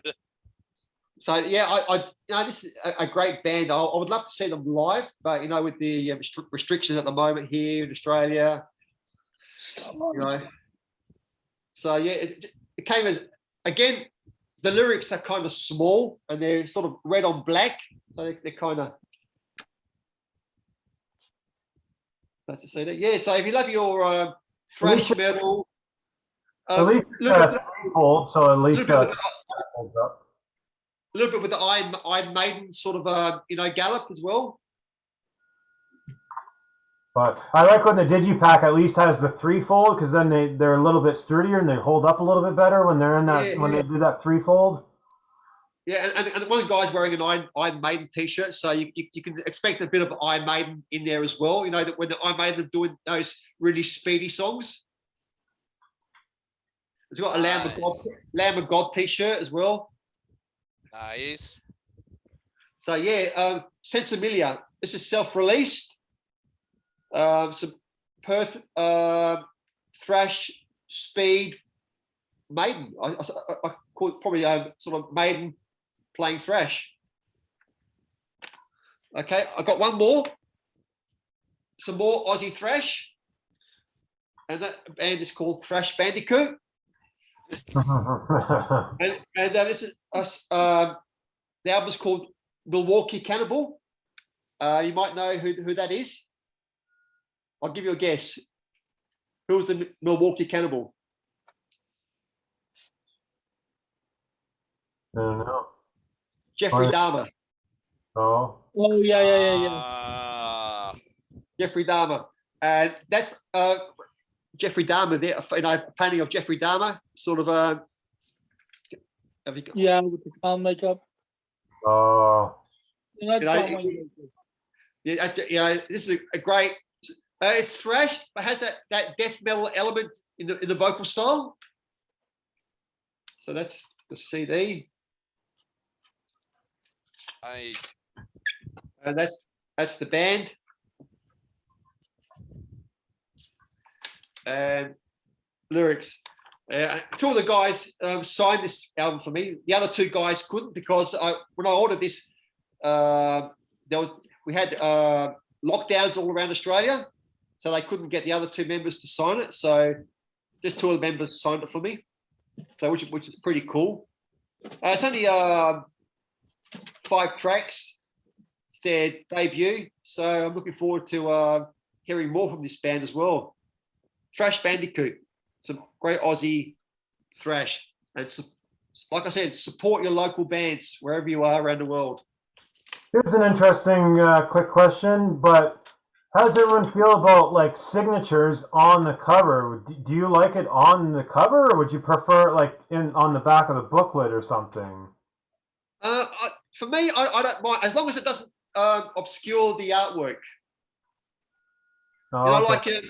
Like Right. here, like here, it's on the side, so you can still see the artwork.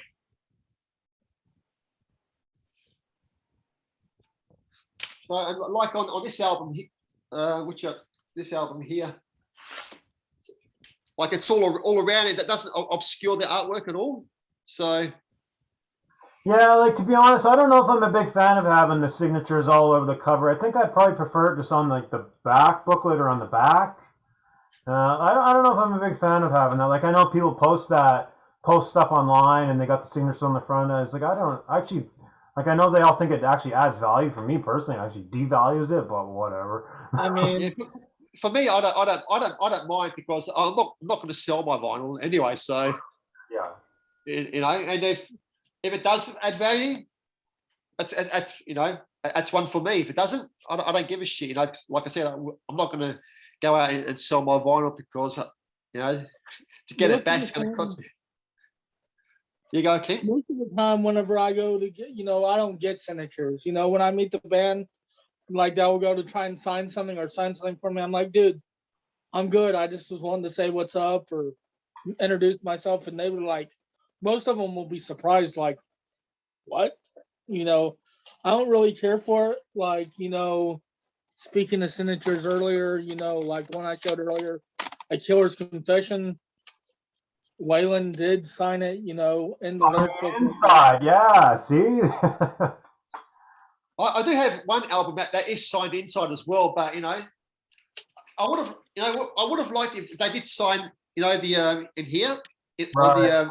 on the sleeve, but it is what it is, so like this album here, it's signed on the back, Oh, cool. Yeah, Iron Fist. You know, on the back. So for me, you know, like yeah, I guess I would. You know, on the back it's all right if they signed it on the back. But if they signed it sort of hit on this part, you know, it would, you know, sort of ruin the picture. Yeah, but I know where you're coming from. Yeah. I just thought of it. I just thought about that because there's people who post that stuff online, and they think that the signature on the front just adds so like like it just adds so much value. Like, oh my God, this is worth thousands of dollars now. And I'm thinking, I'm thinking like, to me it's not, but to each and everyone it's different. To someone else it might be worth thousands of dollars just because it has a signature on it. For me, Yeah. I wouldn't pay an extra hundreds of dollars just because it has a guy's signature on it. You know, for me, you know, it's like it's you know, it's personalized to me. You know, that's how I look at it. It's you know, I don't look at it as a money thing because you know that's not what I'm. You know, I'm into the music. You know, and if they sign it, it's sort of personalized to me. You know, for my. You know what I mean? Oh yeah, for sure. Cool. So maybe we'll. Ryan, did you have any more you wanted to show? We're probably gonna go around one more time here quickly. Yeah, these are probably the last ones I have right here, and these are three from a band that I have been in. I have absolutely loved since I first noticed them in 2013, and I've been wanting to, you know, do their kind of style along with more of like, say, maybe My Arms Your Hers, Still Alive, Blackwater Park era of Opeth. And that band in question is more so recent Soilwork. And I've been listening to these three albums recently. Oh yeah, awesome. The Living Infinite, this is Berglich, Hayton, No Ace or anything like that, and then A Wisp of the Atlantic. I've been just listening to these more so this recently, a little bit of this, and then somewhat recently as well. Just to get familiar with their style and stuff and incorporate them into the music I that I end up doing. You know, more of that melodic / progressive death metal. So more of like some of the beautiful melodies from them and the haunting melodies of Opeth and stuff like that. So trying to incorporate their style and listening to their music just to know what their style is for my band's music and stuff like that. So really these are just three that I figured, you know, listen to them to get a familiarity of their style and stuff. So definitely, yeah. Ryan, you know, I've talked about them. Definitely listen to More in Flames. You'll have that kind of sound you're looking for. Okay, but I still want to try and just listen to these guys because I do love Soilwork. I do like Soilwork a little bit more than, say, In Flames, especially, you know, as of late, you know. So yeah, that. I know Soilwork it's hard to even explain this. But they just have a very a European-y metal sound. Like it's like a melodic European sound. I don't know, this is hard to describe, but it's very like European. They have the Gothenburg sound. They have the Gothenburg sound, which is like In Flames, Dark Tranquility, The Haunted, Soilwork. They all have the Gothenburg melodic death metal sound. Sort of. Do what? But they transitioned more like melodic progressive, but then they still have that, you know, fastness aspect to them, but they're kind of very progressive and melodic at the same time. Like yeah, that's why I said the recent stuff, because it's more of that progressiveness, especially on here where they have a 16-minute track on it. Oh. But Living Infinite's awesome. I have that double album Living Infinite, and I think by that point, a lot of like old school Soilwork fans gave up on Soilwork. They just don't follow the band anymore. But I don't see why. They are still making great music. Sure, they might have peaked and had some great albums with Stabbing the Drama and Sworn to a Great Divide. Outstanding albums. I love Full Blown Chaos. Natural Born Chaos. Yeah, Natural Born Chaos. That's whenever I saw them, was like around that time. Yeah, this was my introduction to them, pretty Yeah, that's much. a great album. That's great stuff. Yeah. That was your introduction? I'd say Yeah. I'd say definitely check out Sworn to a Great Divide though. That's pretty awesome. A balance of their old stuff and then their newest stuff. That's like the clear middle. Okay. I'll look into that. Definitely Sworn to a Great Divide. Frederick, did you go get something that was related or something? Oh, no. Soil work, I never got into them. Oh, I was thinking you were going to come back and bring the Chain Baths album. I forget the Chain Bath Suicide or something like that. So bad. No. I don't know. I don't know why I never got into soil work. It's just probably not. It's not brutal enough for me. It's not. The early albums were the first. You know, 2 or 3 were. They weren't black metal enough.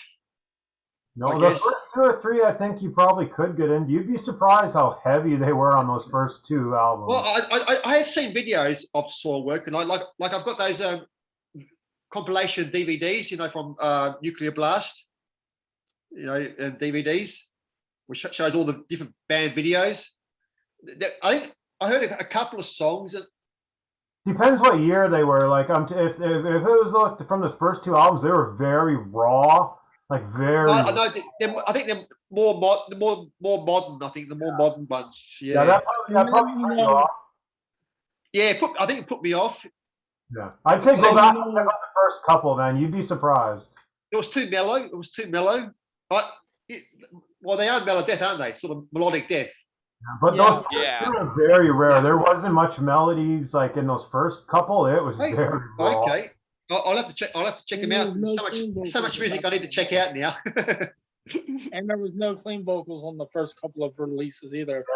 Not true, because I don't like clean vocals in my death metal. Yeah, they were heavy. The first couple of releases. I'd rather, you know, when it comes to death metal, I like just the raw guttural vocals, no clean vocals at all. It irks me. It makes me vomit when I hear the clean vocals in a death metal band. It's just, I don't know, it just irks me.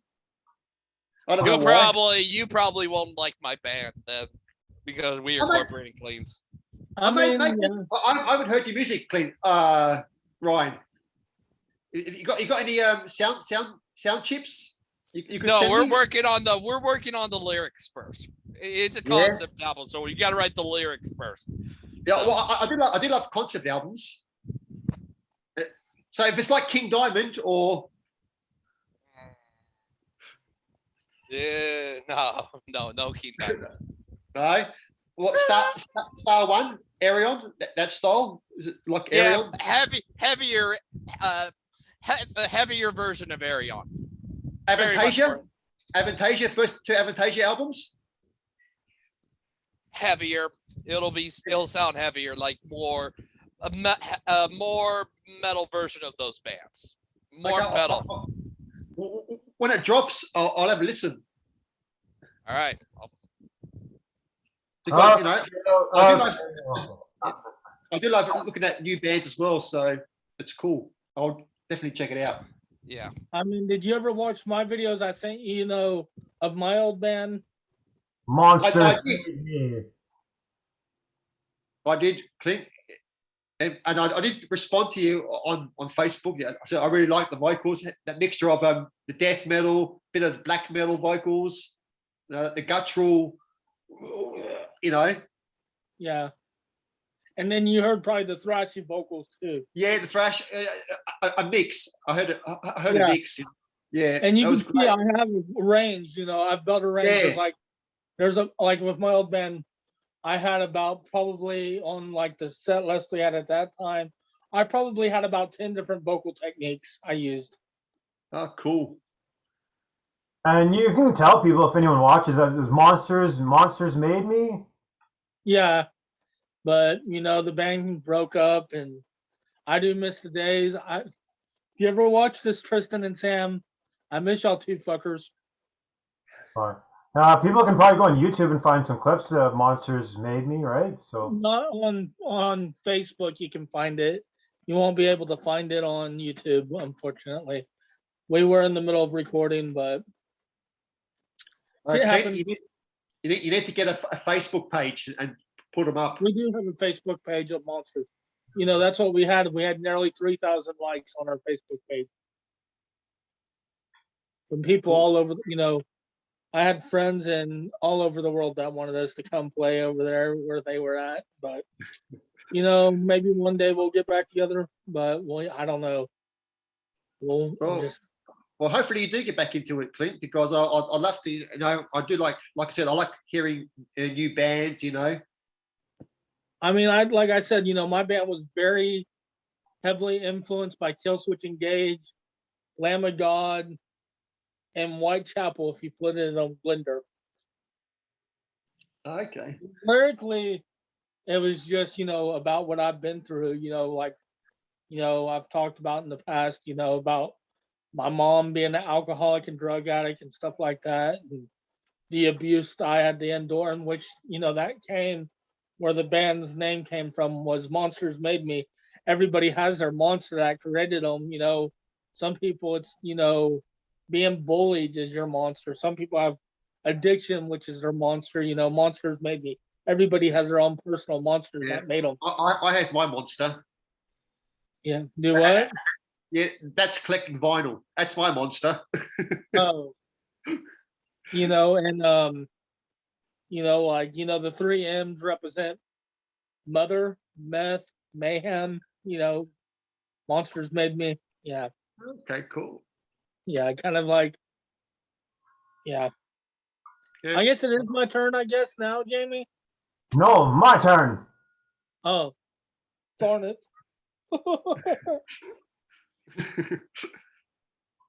Okay, cool. Yeah, I'll rip through a bunch here, and we got Gene Hoglan's first band. I guess it's probably his actually second band, but his first full-time band that he was consistent in.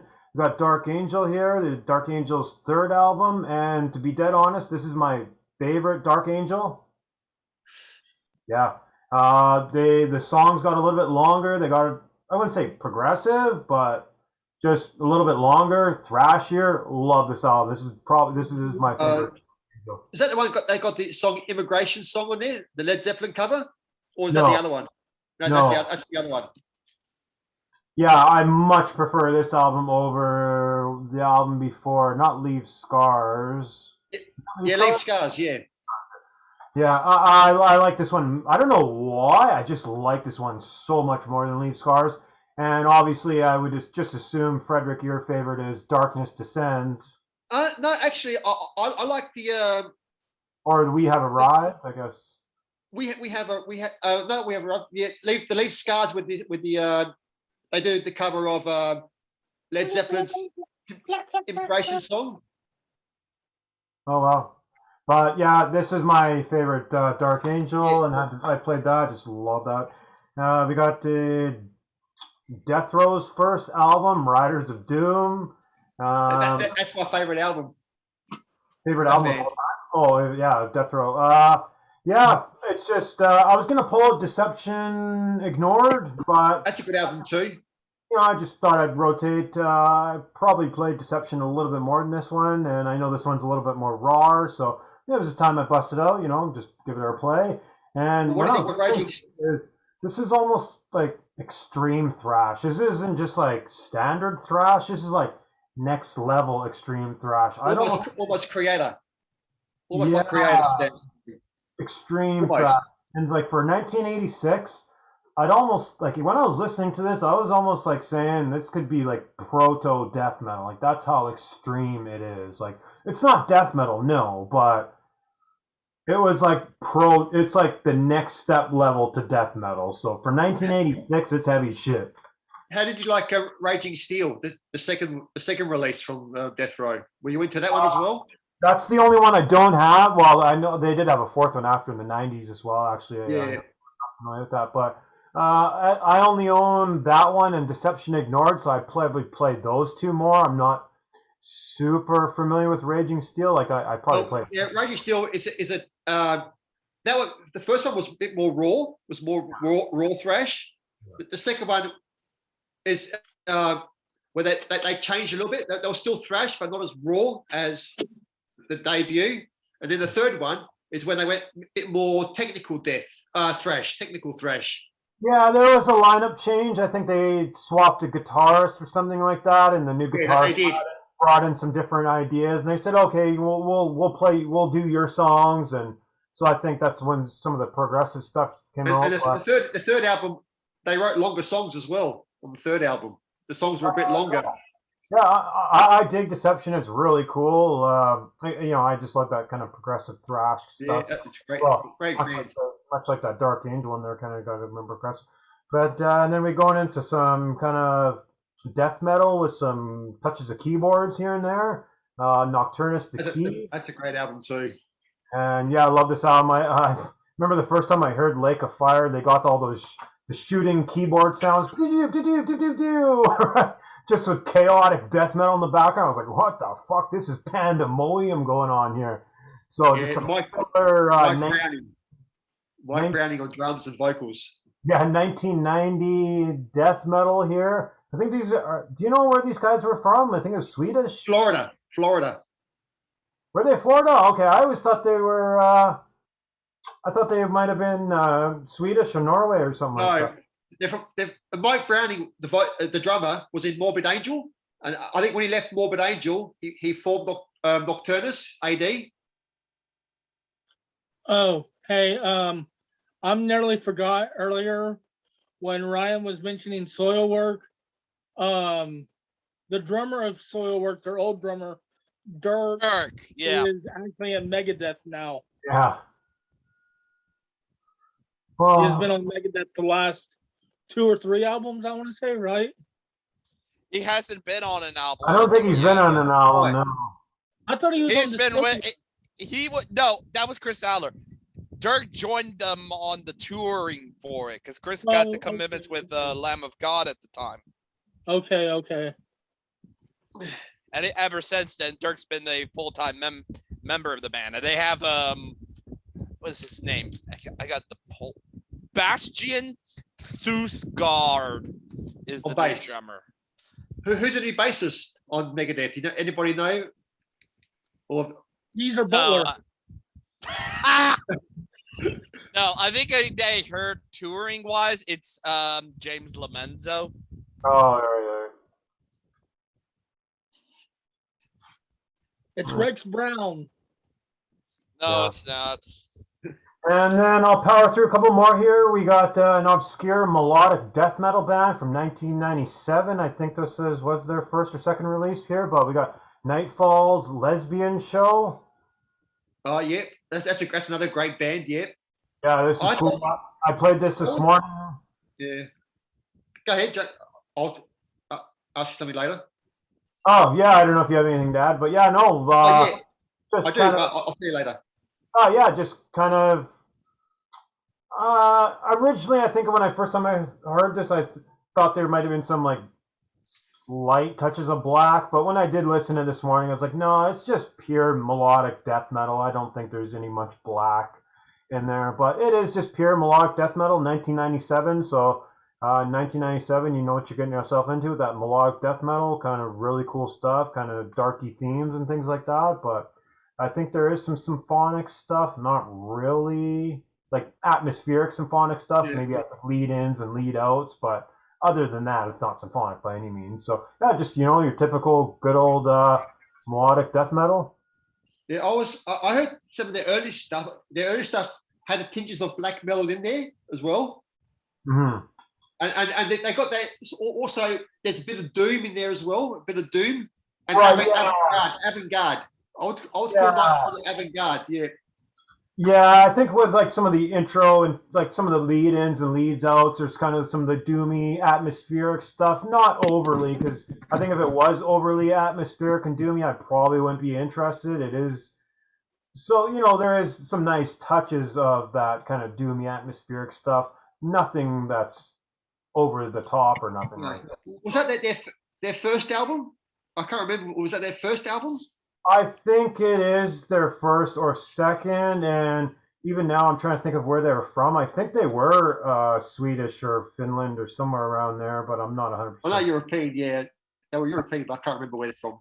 Yeah, and then I'm playing stuff from today, just earlier today. Right after that, I think that Nightfall, I was sick of that style, that melodic death metal kind of stuff, and I just switched over to some old school Biohazard. Biohazard.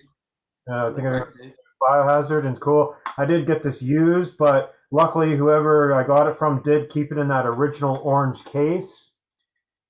And it's actually funny, because this is the second time I bought this in my life. I bought this when I was a kid, like when I was really young, like 11, 12, 13 sort of thing, and it didn't really connect with me much back then. And here I am 20 years later rebuying it, because now I do appreciate the Biohazard, but yeah. The Biohazard, I back then though, I didn't have the orange case. I just had it in the regular case like this. And then it's cool to get the original way it was intended. I remember hearing Biohazard. The early stuff was a bit more, had that rap element when they were doing those rap hardcore. Oh, for sure. Yeah, they brought in the next wave of hardcore, the modern hardcore sort of thing. Yeah, and then after, I think one of the members left. I think the bass player, he left, the early bass player. I forget his name. You might know the bass player on the inlay card. I'm not sure. I have to look at it in the book, but I think this band was on fire in the early 90s, mid 90s. So many of their peers and bands looked up to this band because they would tour with hardcore bands, but then they'd also tour with the metal bands. Yeah. So they were in that middle range where they would be all over the place in terms of. So they became friends with all the metal bands, but they also became friends with all the hardcore bands. So just all their peers that played with them and like really looked up to this band. And I think their peak of them is, I don't remember the festival, but if you just type Biohazard Live, you'll pull up this festival set from I think Donington 95 or something like that. But what's really cool is every single band that played on that festival watched the Biohazard set. You could see all the band members on the side of the stage watching the Biohazard set. We're talking Machine Head, Nailbomb, Soulfly, Max Cavalera, Soulfly was there. Yeah, and all the bands that played on that festival, they stopped what they were doing that day and to check out the Biohazard set. I think Biohazard influenced Machine Head. I think that was their main influence in the early days. Not after, but their first album was pretty much Biohazard worship. Oh yeah, and then even yeah, go ahead, Clint. There. I was gonna say I know Biohazard used to back in the 90s used to play a lot with Suicidal Tendencies. Yeah. And yeah, even about that festival show is they even do an encore, and all the guys from all the bands, they all come out and kind of do little guest vocals, guest spots and things like that. Definitely a must-have. That's one of the coolest shows you can ever see, just at the peak. And it's the huge festival crowd, right? So there's just tons of people moshing, just crazy shit. And lastly, I switched over to some, Clinton will know this band, I Wrestled the Bear Once. This isn't one of the ones with Pizza Metal. Sorry? Pizza Metal. Right. It kind of right. I guess actually I never realized that was it's a cake. Oh, yeah, it's a cake. It looks like a pizza. Right. I was thinking, I never saw a pizza before, and then I'm like, no, it's a cake, or it's a cake, right?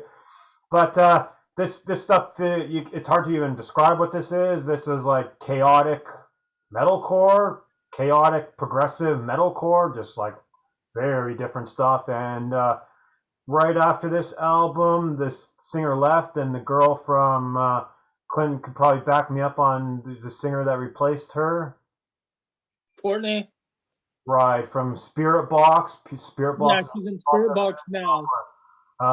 Spirit Box, the singer originally got her start in this band after this original singer left, but yeah, really cool stuff. I've heard the name before. I wrestled a bear. I think when they changed their name to I wrestled a bear. Now that was it. They took the one cell, or was that a different I wrestled a bear? That would be the same one, but they had 4 albums, I believe, 2 with the original vocalist, and then this one, and ruining it for everyone. That's this one. She did 2 full-length albums and 1 EP. Yeah, and then she left, and then Courtney replaced her. That's now in Spirit Box. I've heard the name before. This band was wild. Actually, I think what caused me to be a fan is I stumbled across one of their music videos. And their music videos are like full of color and all like this weird shit. They're so gay. Their music videos are so gay. I'm saying that in literally sense.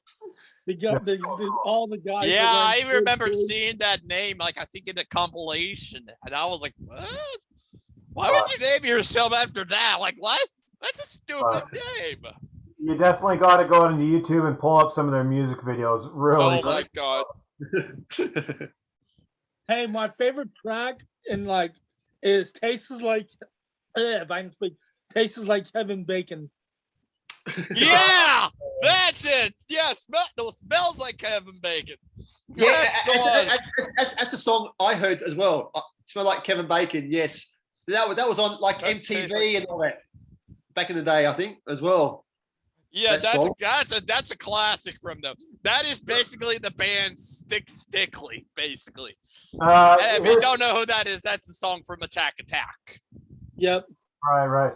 Here's some track names: Karate Nipples. Wait.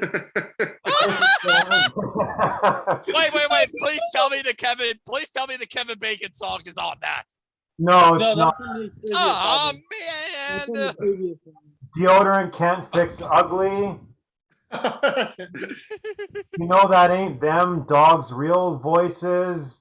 This head music makes my eyes rain. Yeah, just very. You can just tell by the weird titles, it's gonna be weird fucking music. Yeah, that's what those metalcore bands were all about. They're all about those weirdly absurd song names. Yeah, and I can freaking like my band before Monsters Made Me, we kind of had like it was a band called Death Took a Holiday, and then it transitioned into Party at the Crime Scene. And we had track names was like, our song with Monsters, our number one song that a lot of people liked was a song called Reflections, was about my mom, but we had kind of funny stuff, before with the old bands. The predecessor of that song, I called Mothers and Outhouses. Yeah, and then I remember a band because I was going into that phase in high school, like junior or senior year, and remembering a band like what was it been, Devil Wears Prada.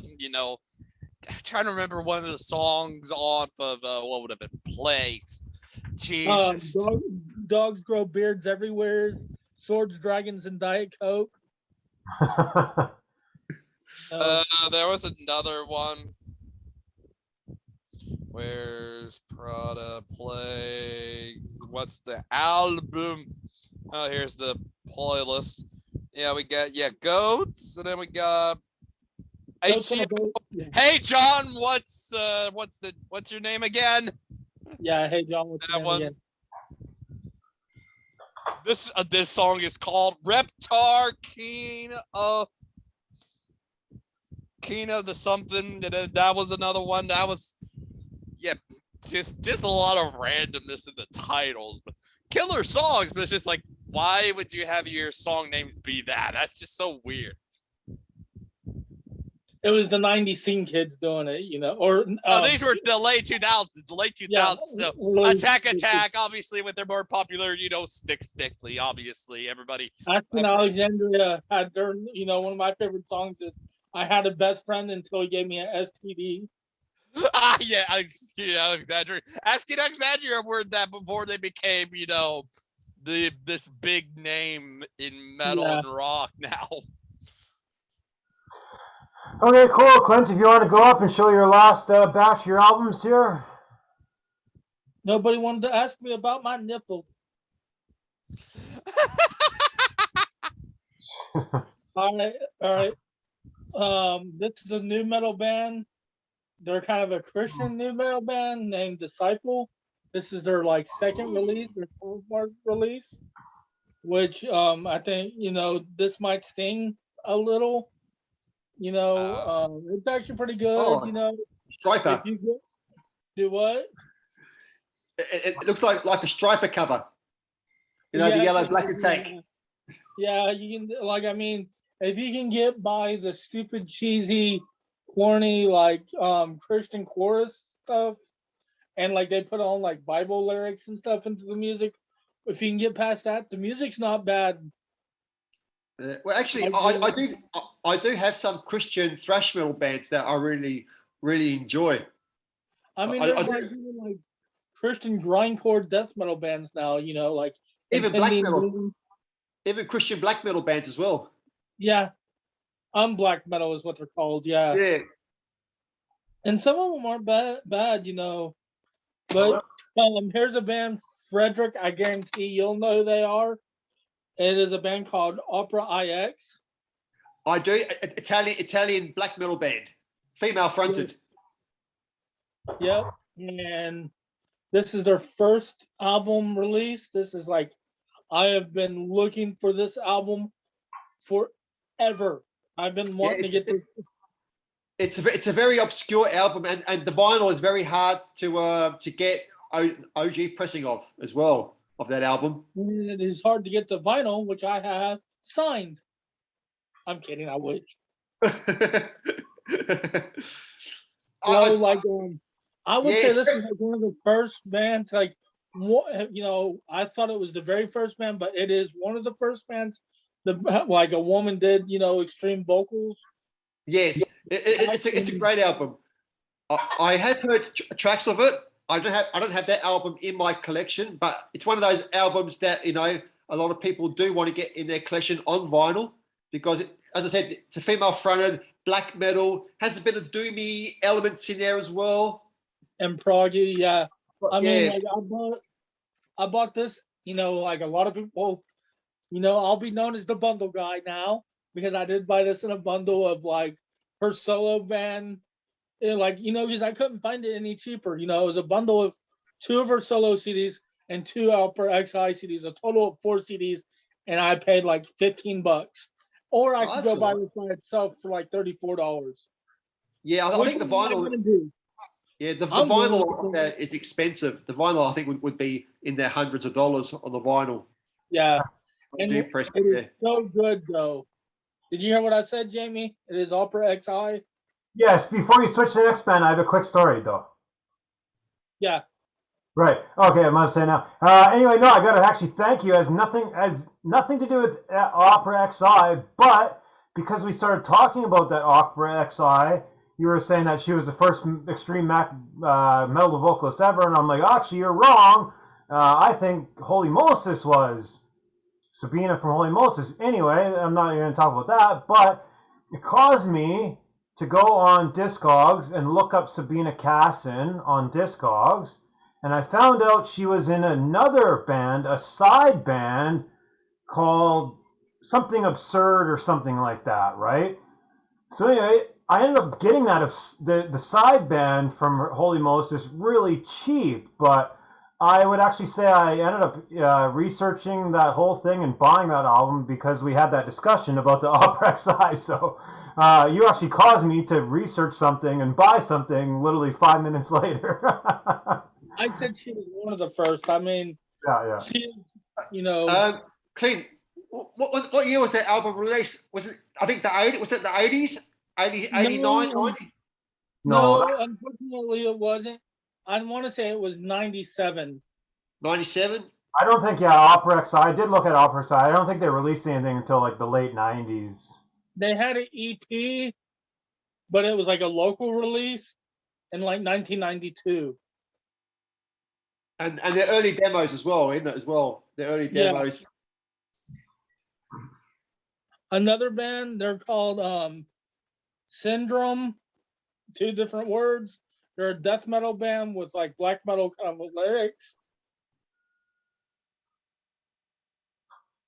Well, Syndrome. Okay. Oh, yeah, I think I've heard them. You know, they're pretty cool. Kind of like, you know, death metal, your typical death metal. I never heard of them until I bought them I bidded on them and I won the bid for like $7 and it came with both of their albums. I thought by looking at the artwork, I thought it was definitely going to be black metal. My own surprise, it was death metal, but I was like, all right, cool, still, you know. Okay, cool. I didn't know about this band's singer's roots, this next band, until Jamie taught me about this. If you're a fan of Motorhead, Jamie knows where I'm going. Chrome Division. Oh yeah. Oh yes, I know that band. That's some Emperor members and Demir Borgia members. Do what, Frederick? Go ahead. There were Demir Borgia members and Emperor members in that band. Yeah. And they are like Motorhead, you know, like you can even see they don't even look like, you know, they're from black metal bands. Like You can see they look I could see Shagrath there as well with his black beard. Silanos is there on there as well. I guess he was playing music before he transitioned into vocals in the band because, you know, he's right there, or hold on, right there. But then this guy was doing the vocals on this album. I guess he was doing something else before he stepped in and doing vocals, you know? Another band you might like, Clint, same sort of style, a band called Gehenna out of Sweden. Have you heard of that band before? I've heard the name. But, they're very much yeah, they're very much similar to what Crime Division was, but a bit more thrashier. Yeah, cool thing about Chrome Division, you know, like, you know, this is another bundle I got. All their albums, damn. I think they have 5 or 6, but I won the bid for like $15. That's a good album as well. I mean, you can't beat that. $15, you know, for their full discography. I haven't kept up with them. I haven't kept up with that band. Yeah. I would call them black and roll. Would you say black and roll? Yeah. Clint? But they really don't have any black metal sound into their music, though. Very little. Out of what I've heard. But I mean, I would say it's like a tribute to, you know, Motorhead. And Venom? Venom? Would you say a bit of Venom in there as well? Right. Some early Venom, maybe. You know, some of their speed metal kind of sound. Yeah, I haven't kept up with that band. I only discovered them. I only knew about them because years back when I'd be listening to Dimmu Borgir, I found out he was in a side project, Chrome Division. But I've only heard, I think, the first Chrome Division from their first one, way back, 2003, 2004, something like that. So that's when I would have found out about them because he was in the side band. But I haven't kept up with that band. I didn't even know I didn't even know they had made so many albums. Wow. I should kind of revisit that band in general and trying to check out some of the stuff they've done. Yeah, they're just kind of fun. They're fun to listen to. You know, It ain't silly. It's about, you know, their music, motorcycles and sex. Yeah, motorcycles and beer. Yeah. Sex, drugs, and motorbikes. Sex, drugs, and motorbikes. Yeah. Like some of the cool songs I like on here were like Doomsday, Over Torture, Serial Killer, Hate, Trouble with the Law, The Angels Fall, Till I Break Down at Dawn, the title track, which is Chrome Division. Here comes another one, First Regretment. You know, kind of a cool band, you know. Next one I'm going to show is a metalcore band named Unearth. Oh, yeah, I love that album. Nice. You know, not really much to say on them. You know, they're a metalcore band from Metal Blade. I was one, you know, it took me forever to really get into this, man, because I wasn't the fondest of the singer for the longest time because it made me mad. I was supposed to actually go see Dumu Bergir, but it was the opening band was Cataclysm, Devil Driver, Unearth, and Dumu. Which I was like, man, this band Unearth is the co-headliner with those other bands. That is stupid. You know, I still believe they should have been the opening band for that, or not even on the tour, in my opinion. But it is what it is. You know, you got your weird tours like that, and they are a Metal Blade band, so. I've heard of that band before. It depends the year. If they were coming off In the Eyes of the Fire, I could probably see it. Yeah, that's when it was. Yeah, it was at that time. Yeah, but that album is incredible. I know. I think there was that album, and then Watches of the Rule, and that album is way better than Watches of the Rule. I actually love that album. Besides the first 2 or 3 iconic Unearths, like Oncoming Storm and In Eyes of the Fire, that one's definitely my next favorite. And my last one is a raw, disgusting black metal band. Frederick's getting excited. I'm kidding. It's a band called Empress. I think I may have heard that name before. You know, they're just like really raw, doomy black metal. The cover looks really early Mayhem kind of sound. The production's kind of like, you know, that sounds like it was like very just raw, like very like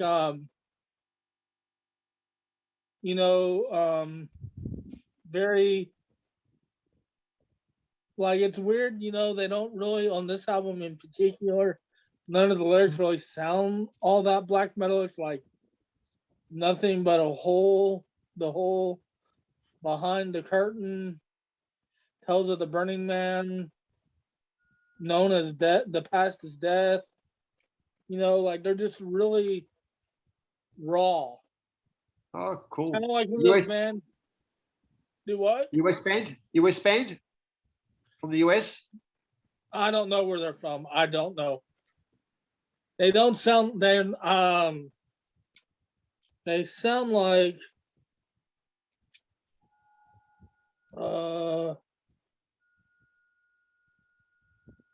What? The cover is intriguing.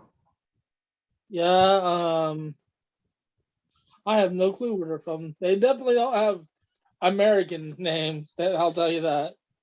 Oh, they might be like, you know, Middle Eastern. It looks like if you look at the. Okay. Look at them, they look like they might be Middle Eastern. And like and looking at the buildings on the CD, they definitely have that kind of Middle Eastern kind of look. And cool. Yeah, and like, you know, like I said, they're just completely really raw black metal. You can even tell how raw it is. They have no art on the album. Dark Descent as well. They're on Dark Descent, so that's a pretty cool label they're on. Yeah. But yeah, that was my stack. Hope you enjoyed. It's a good mix of like death metal, black metal, a little bit of metalcore. You know, I listen to everything, so I hope y'all enjoyed listening to or got some ideas and enjoy.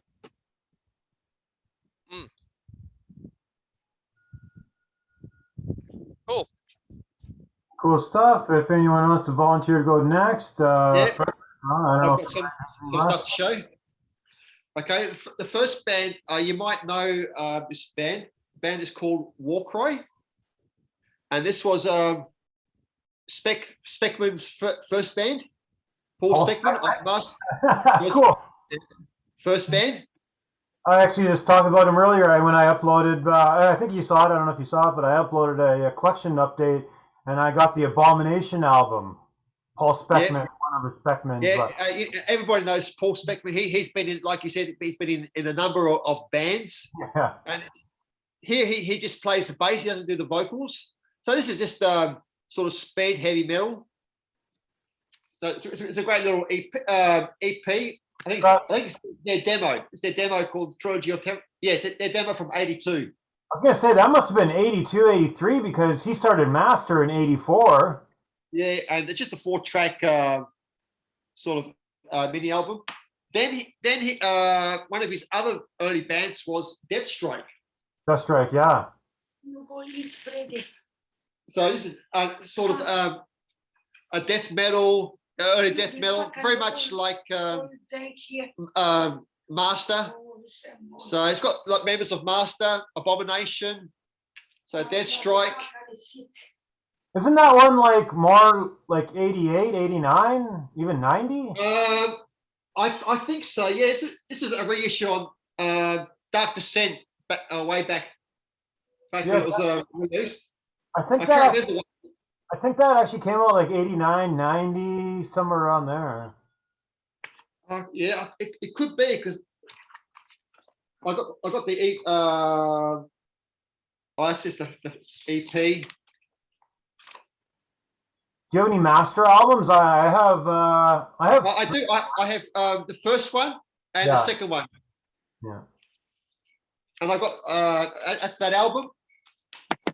Actually, did you know this is actually a weird little tidbit? Did you know Master was actually one of the first bands to ever actually get labeled death metal? Yes. Yeah. Back in 84, 85, they were one of the first bands to ever be considered death metal. And when you listen back now, it's like, this isn't like pummeling death metal, but back then it was. Yeah. Okay, this one's for Ryan. And it's Cannibal Corpse. Vile. Oh, Vile. And pummeling death metal. First one with George Corpse Grinder Fisher. Right. Yes. This is one of two records I do have from Cannibal Corpse. This one and the first one with Chris Barnes, Eat Back to Life. So both sort of their debut albums. So this is a great death metal album, produced by Scott Burns, released in 2016 on Metal Blade. So yeah, this was Corpse's first record. That must have been a re-release in 2016 because the first one came out and the first release was like, I want to say 98. I think that was 96, wasn't it? Something like that. That one's 96. And this one here is Corpse Grinder's neck. It isn't as bulky as it is now. So it's more slimline neck. Have you ever seen Corpse Grinder's neck? It's fucking huge. Like it. It's a tree trunk.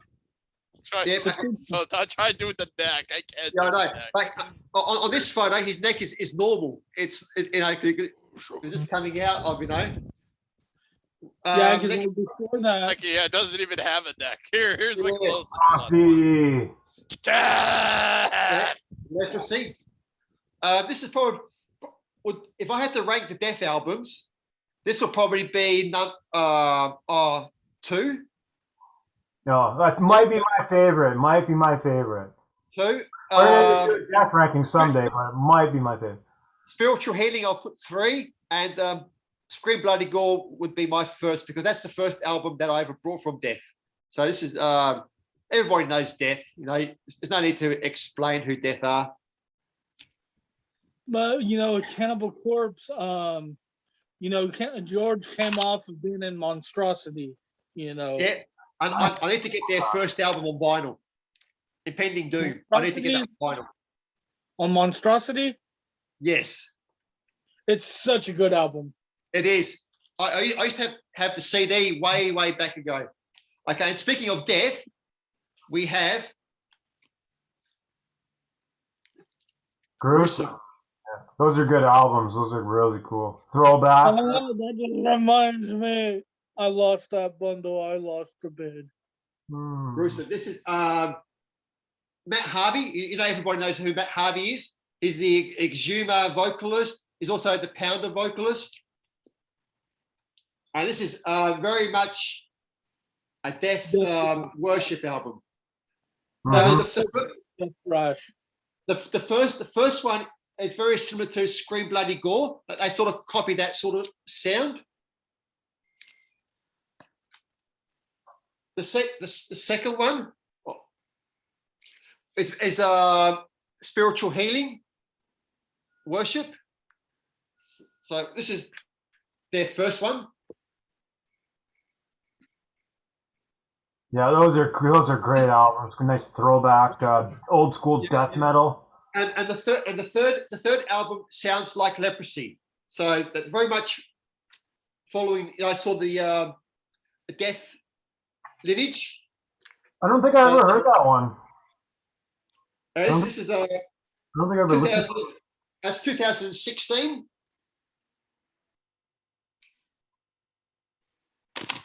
That's 2016. That's 215. So that'll be their first one, and that's their third one. That'll be their Leprosy. So yeah, female bassist. Yeah. You know, sort of bolt throwerish, you know. But it is just great albums, and I love the artwork. You know, Ed Repka did the artwork for the band. And there is another. They did a split with Exuma, which I need to get. Oh yeah, right. So yeah, Yep, this is very. I was gonna win the bid on all 4 of those, but it went too expensive. Ugh, So, $60. Gruesome. Do check him out. Matt Harvey on here is awesome. You know, if you love Exhumed,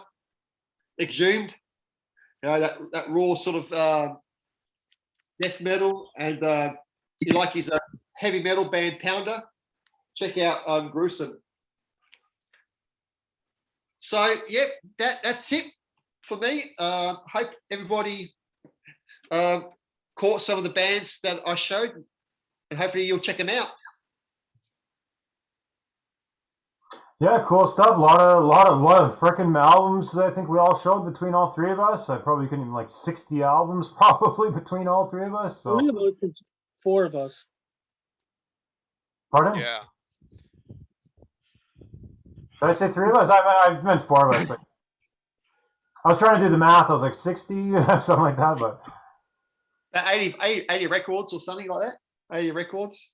Yeah, I'm sorry I don't get as much as y'all, but as y'all probably will know, I'm not good with the cash and stuff because I still live with my parents, so I'm limited. So apologies for only having a few, but you do have a lot of albums, though. You do have a lot of CDs. yeah, I got a good portion of a lot of CDs, a good portion of vinyl, and a good portion of cassettes. You know, but you know, again, I don't go money crazy on getting albums like all of y'all. I'm more of like, I guess I'm more of the conservative. If it's an album I really, really, really want to get, I'll probably ask my mom and say, hey, I want to get this. Well, Ryan, I live with my mum because I'm her carer, but I don't go every day and buy albums. You know, I get paid every fortnight, so I'll get. Sometimes I won't get any albums 1 week or next or week after week. You know, then the following week I'll get maybe 2 or 3 or 4 albums, and that's it. You know, I'm like I budget too. So, I mean, that's about the same here. You know, unless I can get some like really good bargains, you know, I'll buy stuff. Like maybe I go like 2 times a month. I'll go splurge. Yeah, I'm kind of right? I'm sometimes like that.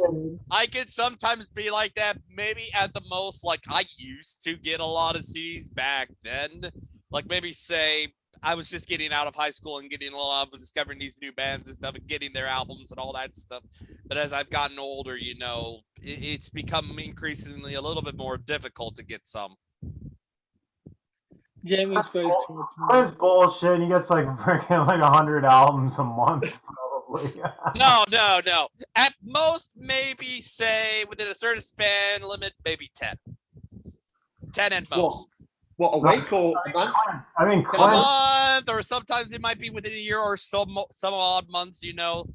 But it doesn't go beyond that. It's usually below. No, because like you know, vinyl is expensive, and you can't, you know, if we were all rich, we could buy vinyls every day. Yeah, but, you know, I got like if I could show, that's my vinyl right there. That's my vinyl collection right there. So it's most of it I got from just this Run record convention. I think around might have been 2019. So some of those were a good portion of those were from that record convention, but others have been from either, you know, gifts or something like that, presents, you know, Christmas, birthday presents, stuff like that. Yeah. Well, at least CDs are getting popular again. So, you know. Yeah, and I got a big tote right here full of them. Well, it's only maybe one row, but. And they're cheaper than vinyl as well. So. Yeah. Some of them. I mean, like Frederick, you know, I'll ask after the video's over, but. Actually, I was gonna say Ryan has one vinyl I would love to have. The Tool demo got released on a vinyl. Fuck, I would love to have that. I'm obsessed with that Tool demo. It's so raw. It's fucking amazing. You ain't getting it from me. But, you are not getting it from me. I'm too much of a big Tool fan. I know. Tool, before they released their full out, like the EP. The demo. It's the demo. The zip code demo was the, you know, the Tool that looks like, you know, the shape of a dick. Oh, that demo. What? Yeah. Okay. Y'all want to see this motherfucker? I've looked it up to buy it, and to buy it, it's about $70. I'm literally almost willing to pay $70 for that. Yeah, this happened. This was just cheap at the record convention. Like I said, I got this at a record convention. Most of the Tool albums I got on vinyl are from the record convention. First demo. How much did you pay for that? Yeah. And it has some songs from the Saliva album. Second demo from them Tool. They only did this one. I'm just demo. joking. I think I have seen that vinyl, Ryan, in my local record store. How much was it? How much was it? Years ago. This was years ago. Yeah. I didn't buy that much for this. I think it was about like probably around about the $40 mark Australian. It might have been around there. It might have been cheaper when I saw this. That's a collector's item now. They only released a certain amount. They only released like whatever 1,000 or something from each color or whatever. So it's a red variant. The only copies that are out there right now are the only copies they're not getting reissued. Like they are very limited. And you guys know Tool fans are nuts, so they're stashing away on any copy they can find. But I've looked online, and like I'm gonna have to pay like $80 if I ever want that. But Jamie, speaking of Master, there's the first Master. I got that on. Here's Opiate. Oh yeah, Opiate. Signed by Paul Speckman. Oh, cool. He signed it for me. And what CD was that, Clint, you were showing? King Conquer, that deathcore band that I paid $90 for their 4 CDs.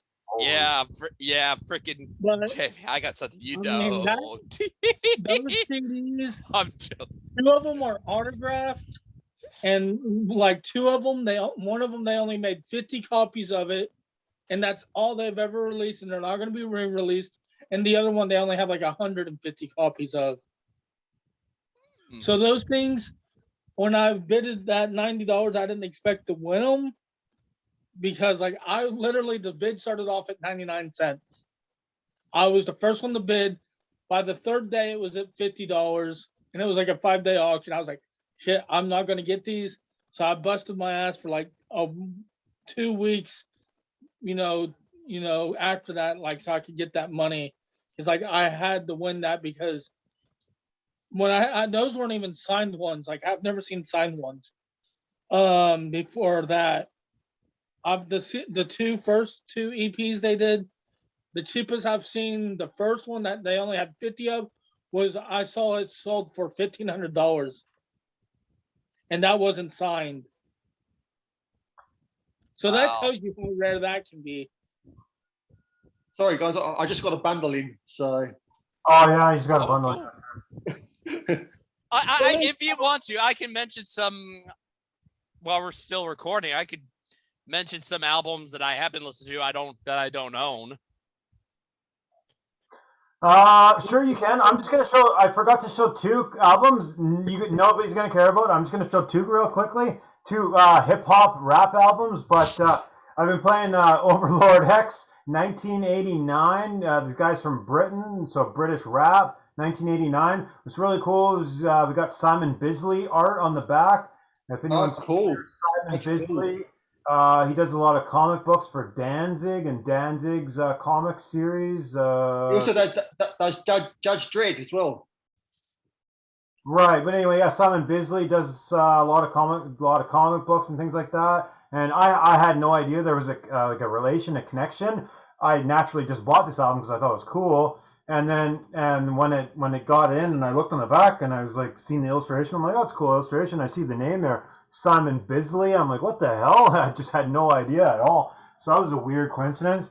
And then I was playing the 783 Coolin' in Cali. And what's significant about this is DJ Muggs' first band before Cypress Hill. So DJ Muggs later joined Cypress Hill, but this is the group he was in before Cypress Hill. So this is wow, nice. Yeah, this is 1989. So a couple of cool rap albums I was playing recently. But I got a quick. Have you heard Simon Beasley's hardcore band? No. Yeah, he's in the band. Really? I didn't know. Yeah, he's in a hardcore band. Oh wow, weird. Yeah, they're the most brutal, heavy thing ever, right? So yeah, check out Simon Beasley. I forget what the band's called because I do have a comic book where it says his band's name because he done. Sorry, what was that? I say, oh yeah, cool. Wow, I had no idea. Yeah, he did a crossover with Batman with Judge Dredd. Oh yeah, Batman versus Dredd. Oh yeah, yeah. And they're fighting the evil Dredd or the evil judges. Yeah. Yeah, Judge Death. Yeah. Yeah, so check it out. I forget what the band's name's called. I'll have to look it up in the comic book. Cool. That's very interesting. Yeah. So I don't know if you guys want to end it here. I think we're nearing on the 3-hour mark. I think at this point. Oh shit! Yeah, it's almost. Yeah. Yeah. I was going to, but I guess I can wait to maybe show the ones I was listening to. I don't own, but that's. If you want to end it, you go on it. You go on ahead. I could show a lot more, but yeah, it's getting a bit. We're getting a bit too long now. Yeah, 3 hours is. Yeah, we can keep going and go into the Ben range here, the Metal Ben Chronicles range here, where he does 5-hour shows. No. Actually, I will show you one more CD. Yeah, just 1 more hour. Yeah, just 1 more hour. Okay. Speaking, when I showed you that Pizza Death album earlier on. A few months ago, I got this band here called Hell Crush. Oh, wow, that looks old. Shit. No, this is a new band, but it came in a pizza box. Oh my god! And this is a band out of Italy. They're a blackened speed metal band. And what's cool is the sticker inside. Oh no! Which I think I kind of find it funny. It says, "Eat pizza, hell Satan." So, but this band isn't a comical band. This is just pure blasphemic speed metal. Wow. What's up, Ryan? Do you have a car? Nope. Damn it, I don't have one either. We need to get somebody that has a car. And you, me, and anybody that's in Texas that's from the groups. Actually, I have a car. I'll show you my car. Wait a second. No, don't worry. Don't. Jesus. I was gonna say, oh, no. His Hot Wheels.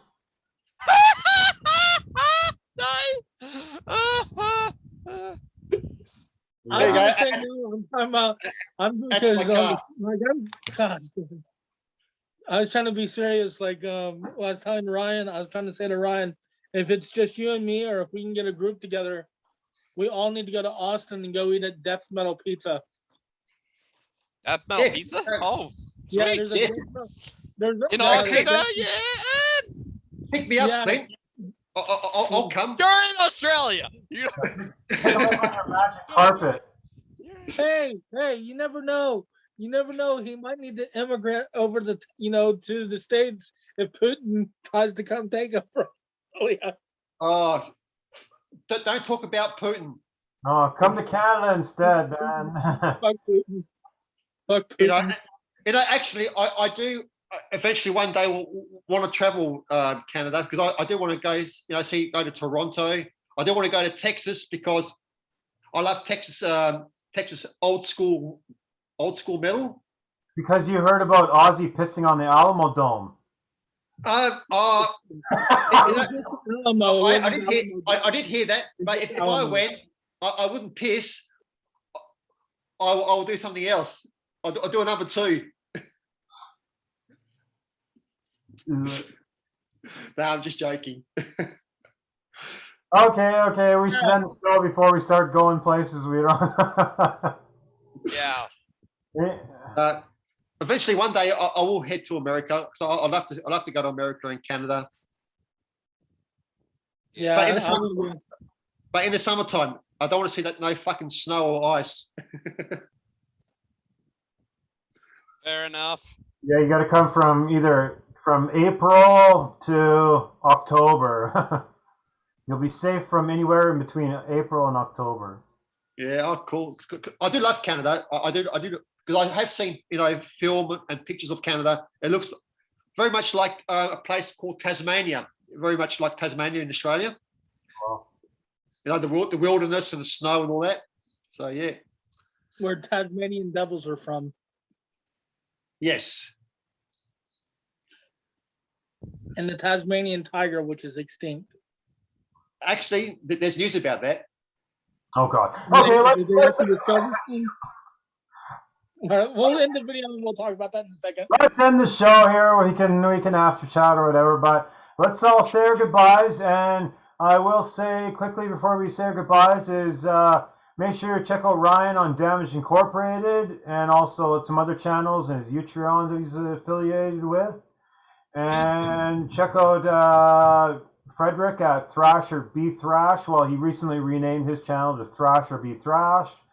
And then check out Clint on eBay with all his eBay bundles that he buys. I don't mean check him out as a seller. I mean make sure you bid against him. Bid against his bundle buying so he can stop his bundle buying. So go rival his bundle buying so he can stop. Okay, bye. Thanks, Later, Jamie. and as always, keep things metal.